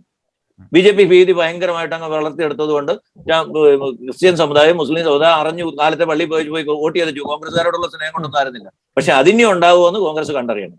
അപ്പൊ എല്ലായിടത്തും ഇവരൊരു ഒരു മനം തിരുത്തലിന് തയ്യാറാകണം. 2024 ഈ വൈകിയ വേള എന്നൊക്കെ പറയേണ്ട ഒരു സമയമാണിത്. 2024 എന്ന് പറഞ്ഞാൽ വളരെ ചുരുങ്ങിയ സമയമാണ്. ഇനിയും കോൺഗ്രസ് ഈ സംവിധാനങ്ങൾ റീസ്ട്രക്ചർ ചെയ്ത് അവിടേക്ക് എത്താനുള്ള ഒരു സമയമുണ്ടോ? അല്ല, റീസ്ട്രക്ചർ ചെയ്തതുപോലെ ഒന്നല്ല. ഇവിടെ കേരളത്തിൽ സുധാകരൻ, ഞാനിപ്പോ സുധാകരന്റെ ഗ്രൂപ്പ് ഒന്നും, എനിക്ക് കോൺഗ്രസ് ഗ്രൂപ്പ് ഒന്നും, ഒരു ഗ്രൂപ്പ് ഉണ്ടായിട്ട് പറയാനില്ല. അയാളൊരു സെമി കേഡർ പാർട്ടി എന്നൊക്കെ പറഞ്ഞാൽ ഇവർ സമ്മതിക്കും, അനങ്ങാൻ സമ്മതിക്കുമല്ലേ? എത്ര വർഷമായി ചർച്ച എന്നും പറഞ്ഞു കേരളത്തിലെ 2 പ്രമുഖ ഗ്രൂപ്പുകൾ സമ്മതിച്ചിട്ടും പിന്നെ അവരോട് സമന്വയം ഉണ്ടായി കഴിഞ്ഞപ്പോ ഇപ്പം വേറെ വേണുവിന്റെ ആൾക്കാരാണെന്ന് പറയുന്നു. ഉമ്മൻചാണ്ടിയും രമേശ് ചെന്നിത്തലയും ഈ പുനഃസംഘടന ഇലക്ഷൻ വരുന്നോണ്ട് മാറ്റി വെക്കണമെന്ന് പറഞ്ഞിട്ട് ഹൈക്കമാൻഡ് സമ്മതിച്ചില്ല. പക്ഷേ സുധാകരൻ ഒരു ലിസ്റ്റ് തയ്യാറാക്കി കഴിഞ്ഞപ്പോൾ കേന്ദ്രത്തിൽ നിന്ന്, അതായത് വേണു ഉദ്ദേശിച്ച് പലരും ഇല്ല എന്നുള്ളത് കൊണ്ട്, അല്ലെങ്കിൽ സതീശൻ ഉദ്ദേശിച്ചില്ലെന്നുള്ളത് കൊണ്ട് ആ ലിസ്റ്റ് സമ്മതിക്കല്ല. അതായത് ഉമ്മൻചാണ്ടിയേക്കാൾ രമേശിനേക്കാൾ വേണുവിന് വില കിട്ടുന്നു എന്നുള്ളൊരു സാഹചര്യം വരുന്നത് നിസ്സാര കാര്യമൊന്നുമല്ല കേരളത്തിലെ കോൺഗ്രസ്. അത് കോൺഗ്രസ്സുകാർ മനസ്സിലാക്കിയില്ലേ കോൺഗ്രസ്സുകാർക്ക് തന്നെ ആപത്താത്ര തന്നെ. ഈ 2 നേതാക്കന്മാരോട് ആളില്ല എന്നൊന്നും തെറ്റിദ്ധരിക്കരുത്. അപ്പൊ ഇങ്ങനെയുള്ള നേതാക്കന്മാരെ പടിയടിച്ച് പെണ്ണാൻ വെക്കുക, അല്ലെങ്കിൽ അവരുടെ കഴിഞ്ഞു, ഇനിയിപ്പം ജനം മുഴുവൻ ഞങ്ങളോട് വന്നോളൂ എന്നാ. ഇപ്പൊ ശ്രീകുമാരൻ അറിയാമല്ലോ, പുതുപ്പള്ളി ഉമ്മൻചാണ്ടി മാറിയിട്ട് വേറെ ആൾ എന്നാ ചോദിക്കുമോ കോൺഗ്രസിന്റെ? ഇത് നമുക്ക് ഓരോ മണ്ഡലങ്ങൾ വെച്ച് കാര്യങ്ങൾ അറിയാം. പക്ഷെ കോൺഗ്രസ് യാഥാർത്ഥ്യ ബോധത്തോടെ നിൽക്കണം. കാരണം അത്തരം ഒരു മതേതരത്വത്തിന്റെ പാർട്ടി ഇവർക്കെല്ലാം മുഖ്യമന്ത്രിയാണെന്നുള്ളിടത്ത്. പിന്നെ ഒരു കാര്യം ഞാൻ പറയാം, Narendra Modi is N able leader എന്നുള്ളതിന് ആർക്കും സംശയമൊന്നുമില്ല. ഇന്ത്യക്ക് ഒരു അഭിമാനമാണ് അതുപോലെ ഒരു നേതാവ് എന്ന് പറയുന്നത്. അതേ ഞാൻ BJP-കാരനായിട്ട് പറയല്ല. അങ്ങനെ ഒരു നേതാവ്, ഇന്ദിരാഗാന്ധി നമുക്ക് ഇഷ്ടമായിരുന്നു. ഒരുപക്ഷെ BJP-കാരും വന്ന് വോട്ട് ചെയ്തിട്ടുണ്ടാവും ഇന്ദിരാഗാന്ധിക്ക്. കാരണം അങ്ങനെ ഒരു നേതാവ് കോൺഗ്രസിന് വേണം. ഇത് മുമ്പേ ആരാ ഇദ്ദേഹം പറഞ്ഞ പോലെ എന്തെങ്കിലും ഒരു പരിപാടി 2 പ്രസംഗം കഴിഞ്ഞാൽ വേറെ കാണാൻ പോകുന്ന നേതാവിനെ വെച്ചോട്ടെ ആര് ഇവിടെ വിശ്വസിക്കുന്ന പണ്ട് അതെ ആദ്യത്തെ ഇലക്ഷന് പപ്പു എന്നൊക്കെ പറഞ്ഞ് നമ്മൾ ഓർത്ത് BJP-ക്കാർ ജയിക്കാൻ പറഞ്ഞു. പക്ഷെ ഇന്നിപ്പം ജനങ്ങൾക്ക് അദ്ദേഹത്തെ മനസ്സിലായില്ല ഇത്രയും കാലത്തെ പരിചയം കൊണ്ട്. തീർച്ചയായും ഇതുവരെ അദ്ദേഹത്തിന് അത് പ്രൂവ് ചെയ്യാൻ സാധിക്കാത്ത പക്ഷം ഇപ്പം ഇത് സംഘടനാ തെരഞ്ഞെടുപ്പ് ഇല്ലാത്തതുകൊണ്ട് കോൺഗ്രസിന് പറ്റിയതാണ്. നിങ്ങൾ ഓർത്ത് നോക്കിയാൽ കോൺഗ്രസിന്റെ പഴയ കാലത്ത് നെഹ്റുവിനെ മത്സരിച്ച് തോപ്പിക്കാൻ തയ്യാറായിട്ട് നേതാജിയും നെഹ്റുവിനെ എതിർക്കാൻ പട്ടേലിനെ നേതാജിയും എതിർക്കാൻ രാജാജി. ഇങ്ങനെയൊക്കെ എന്തുമാത്രം നേതാക്കന്മാരുണ്ടത്. ശ്രീകുമാർ പറഞ്ഞ 2ാം നിര വന്ന് മൂപ്പനാരെന്നൊക്കെ പറഞ്ഞപ്പോഴത്തേനും ഒതുങ്ങിപ്പോയി. പക്ഷേ കോൺഗ്രസ് അന്ന് സംഘടനാ തെരഞ്ഞെടുപ്പ് ഉണ്ടായിരുന്നു. ഇവര് മത്സരിച്ച് ജയിക്കുന്നതിനെ തോക്കുന്നതിനെ സപ്പോർട്ട് ചെയ്യും. ഇത് അതൊന്നും ഇതൊക്കെയാണ് വലിയ പ്രതിസന്ധി കോൺഗ്രസിന് മുമ്പിൽ ഉണ്ട്. ഇതെല്ലാം കോൺഗ്രസിന് പ്രതിസന്ധി ഉണ്ടാക്കിയിരിക്കുന്നത്. പക്ഷെ കോൺഗ്രസ് ഒരു ഇന്ത്യയിൽ ഇന്നും കാശ്മീർ മുതൽ കന്യാകുമാരി വരെ കുറെയെങ്കിലും ജനങ്ങളുള്ള ഒരു പാർട്ടി അത് മാത്രമേ ഉള്ളൂ. വേറെ ഒരു പ്രതിസന്ധി ഉണ്ടെങ്കിലും കോൺഗ്രസ് പ്രസക്തമാണ്. പക്ഷേ കോൺഗ്രസ് പിന്നെ ഒരു കോൺഗ്രസ് നേതാവ്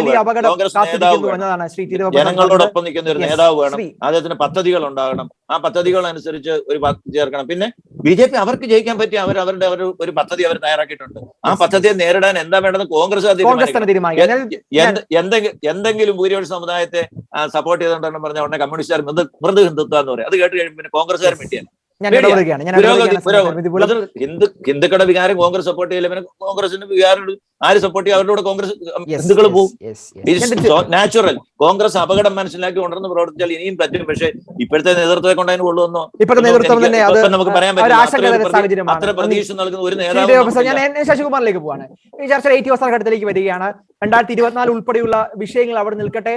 ഇനി BJP രാജ്യത്തോട് സംസാരിക്കുന്നത് എന്നാണ്. പക്ഷേ ഇതൊരു ധൈര്യമാണ് BJPക്ക്. എന്ത് നടപ്പാക്കാനുള്ള ധൈര്യം? ഒരു പക്ഷേ യൂണിഫോം സിവിൽ കോഡ് ഉൾപ്പെടെയുള്ള പല വിഷയങ്ങളിലേക്കും BJPയുടെ മർമ്മപ്രധാനമായ പല തീരുമാനങ്ങൾ ഉണ്ടാകാൻ പോകുന്നത് അടുത്ത 2 വർഷക്കാലമാണ്. BJPയെ ഇത് കൂടുതൽ ആത്മവിശ്വാസത്തിലാക്കുമെങ്കിൽ പോലും BJP എന്തു തീരുമാനം എടുക്കാനും BJPക്ക് ഇത് ആത്മവിശ്വാസം നൽകുന്ന ഒരു തെരഞ്ഞെടുപ്പ് റിസൾട്ട് കൂടിയാണ്. അടുത്ത 2 വർഷക്കാലം കേരളം അല്ലെങ്കിൽ രാജ്യം എന്തൊക്കെ BJPയിൽ നിന്ന് പ്രതീക്ഷിക്കേണ്ടിയിരിക്കുന്നു? BJPയിൽ നിന്ന് പ്രതീക്ഷിക്കാൻ കഴിഞ്ഞ 7 വർഷക്കാലത്തെ ഈ ഗവൺമെന്റ് നടപ്പിലാക്കിയ പദ്ധതികൾ ചർച്ച ചെയ്താൽ മതി. നിങ്ങൾ ഒരു കാര്യം വിചാരിക്കണം. ഇന്ത്യൻ രാഷ്ട്രീയത്തിൽ കഴിഞ്ഞ 7 വർഷക്കാലമായി ചർച്ച ചെയ്യപ്പെടുന്ന വിഷയങ്ങൾ എന്താ? വികസനങ്ങൾ ചർച്ച ചെയ്യപ്പെടുന്നില്ലേ? അഴിമതി ചർച്ച ചെയ്യപ്പെടുന്നുണ്ടോ? ഇന്ത്യൻ പാർലമെന്റിൽ അഴിമതി ചർച്ച ചെയ്യപ്പെടുന്നില്ലല്ലോ. എന്തുകൊണ്ടാ? കാരണം അത് ഭരണകൂടത്തിന്റെ ചില നടപടികള്, ചില നയങ്ങള്, അതൊക്കെ രാജ്യത്ത് ശക്തമായ അഴിമതിക്കെതിരെയുള്ള പോരാട്ടങ്ങള്, നടപ്പിലാക്കിയ പദ്ധതികളുടെ സുതാര്യത, ഇത് ജനങ്ങൾക്ക് ഗുണപരമായി ആർക്കാണ് എത്തിയത്? സമൂഹത്തിന്റെ ഏറ്റവും അടിത്തട്ടിൽ. അതുകൊണ്ടാണ് ഞങ്ങൾ പറയുന്നത് ആനുകൂല്യങ്ങൾക്കായി കാത്തു നിൽക്കുന്ന അവസാനത്തെ വരിയിലെ ആളിനെയും കൈപിടിച്ചുയർത്തുന്നതായിരിക്കണം രാജ്യത്തിന്റെ വികസനമെന്ന ശക്തമായ നിലപാടാണ് BJPക്കുള്ളത്. ആ ഒരു സ്ട്രാറ്റജി തന്നെയാണ് രാജ്യത്ത് നടപ്പിലാക്കിക്കൊണ്ടിരിക്കുന്നത്.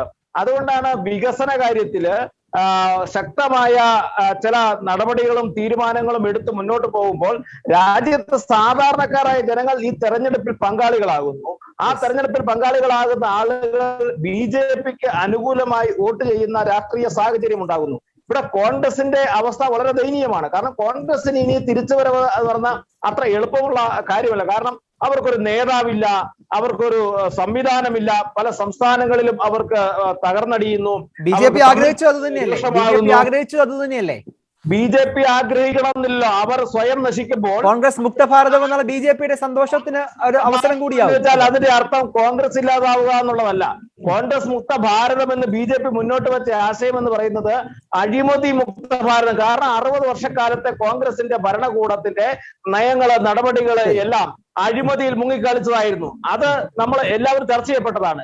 ഇവിടെ കോൺഗ്രസ് മുക്ത ഭാരതം എന്ന മുദ്രാവാക്യത്തിന്റെ അർത്ഥം കോൺഗ്രസ് ഇല്ലാതാവുക എന്നുള്ളതല്ല, അഴിമതി മുക്ത ഭാരതം സൃഷ്ടിക്കുക എന്നാണ് നരേന്ദ്രമോദി സർക്കാർ രാജ്യത്തെ ജനങ്ങളോട് പറഞ്ഞത്. ഇന്ത്യൻ രാഷ്ട്രീയത്തിൽ കമ്മ്യൂണിസ്റ്റ് പാർട്ടിയുടെ പ്രസക്തി അവസാനിച്ചു. അതാണ് ഏറ്റവും വലിയ പ്രത്യേകത എന്ന് പറയുന്നത്. ഈ ഇലക്ഷനിൽ നമുക്കിപ്പോ അവരുടെ ചർച്ചയിലേക്ക് പോകാം. ചർച്ച ചെയ്യണല്ലോ. കാരണം നരേന്ദ്രമോദിക്ക് ബദലായി, നരേന്ദ്രമോദിക്ക് CPMന്റെ അഖിലേന്ത്യാ ജനറൽ സെക്രട്ടറി സീതാറാം യെച്ചൂരി കഴിഞ്ഞ ദിവസം അവരുടെ സംസ്ഥാന സമ്മേളനത്തിൽ വന്ന് പറഞ്ഞതെന്താ? ഇന്ത്യൻ രാഷ്ട്രീയത്തില് നരേന്ദ്രമോദിക്ക് ബദലായി വരുന്ന ഏക നേതാവാണ് പിണറായി വിജയൻ എന്നല്ലേ പറഞ്ഞത്. ഇന്ത്യൻ രാഷ്ട്രീയത്തിൽ ആ പാർട്ടിയുടെ പ്രസക്തി എന്താണ്? നമ്മളെ ഗോവയിലെ രാഷ്ട്രീയത്തിൽ നമുക്കിപ്പോ അതിലേക്ക് പോകേണ്ട കാര്യമില്ല. കാരണം അത് വേറൊരു വിഷയമാണ്. നമുക്ക് 2024 പക്ഷേ അവർക്ക് ശശികുമാർ കേട്ടിട്ടുണ്ടോന്ന് അറിയത്തില്ല. പണ്ട് മാരാർജി പറഞ്ഞിട്ടുണ്ട്, കേരളം വിട്ടാ പിന്നെ ചുവപ്പുകൂടി കാണുന്ന റെയിൽവേ സ്റ്റേഷൻ മാത്രമേ ഉള്ളൂ. എനിക്കൊന്ന് ചർച്ച ചെയ്യാൻ ഈ സമയപരിധി ഇടപെടുകയാണ്. വളരെ ശ്രദ്ധേയമായ നിരീക്ഷണമാണ് പങ്കുവച്ചത് ശ്രീകുമാർ. ഏറ്റവും അവസാനം അങ്ങയിൽ ഞാൻ ചർച്ച അവസാനിപ്പിക്കുകയാണ്. Over to you Sreekumar. പറയൂ. ഏറ്റവും അവസാനം കോൺഗ്രസിന്റെ പ്രതീക്ഷ, ഈ ഇലക്ഷനിൽ നിന്ന് കോൺഗ്രസ് എന്തെങ്കിലും പാഠം പഠിക്കുമാണെങ്കിൽ ഏറ്റവും പ്രധാനപ്പെട്ട പാഠം എന്തായിരിക്കും? കോൺഗ്രസ് 2024 തേരോട്ടത്തിൽ കോൺഗ്രസ് പഠിക്കേണ്ട പാഠം ഏറ്റവും ചുരുക്കമാക്കൽ. യെസ്. അല്ല, ഈ പാഠം പഠിക്കുക എന്നുള്ള നമ്മുടെ രാഷ്ട്രീയക്കാർ ഉപയോഗിക്കുന്ന ഒരു സ്ഥിരം വാക്കാണ്. ജനവിധി അംഗീകരിക്കുന്നു, പാഠം പഠിക്കുന്നുള്ളത്. അതൊന്നും വലിയ കാര്യമൊന്നുമില്ല.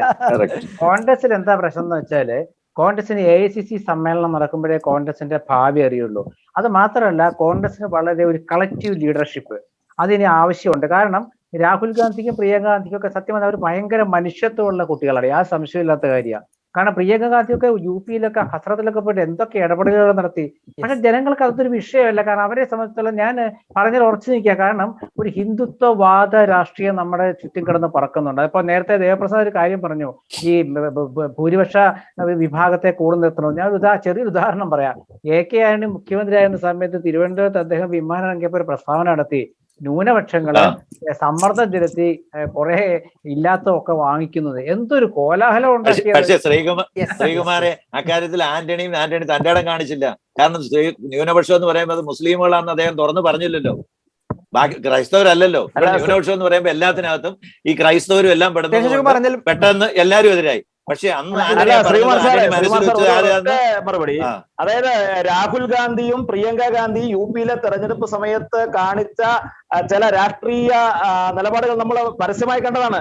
ചില ക്ഷേത്രങ്ങളിൽ പോയി അവിടെ ഭജന ഇരിക്കുന്നു, ചില മാലകൾ, പ്രത്യേകതരം മാലകൾ ഉപയോഗിക്കുന്നു, ചില ബാഡ്ജുകൾ ഉപയോഗിക്കുന്നു. ഇതൊക്കെ ഈ ഉത്തർപ്രദേശ് തെരഞ്ഞെടുപ്പ് നമ്മൾ കണ്ടില്ലേ. അപ്പം പ്രിയങ്ക ശശികുമാറെ ഇലക്ഷൻ കാലത്ത് സംഭവിക്കോ? BJPയെ കുറിച്ച്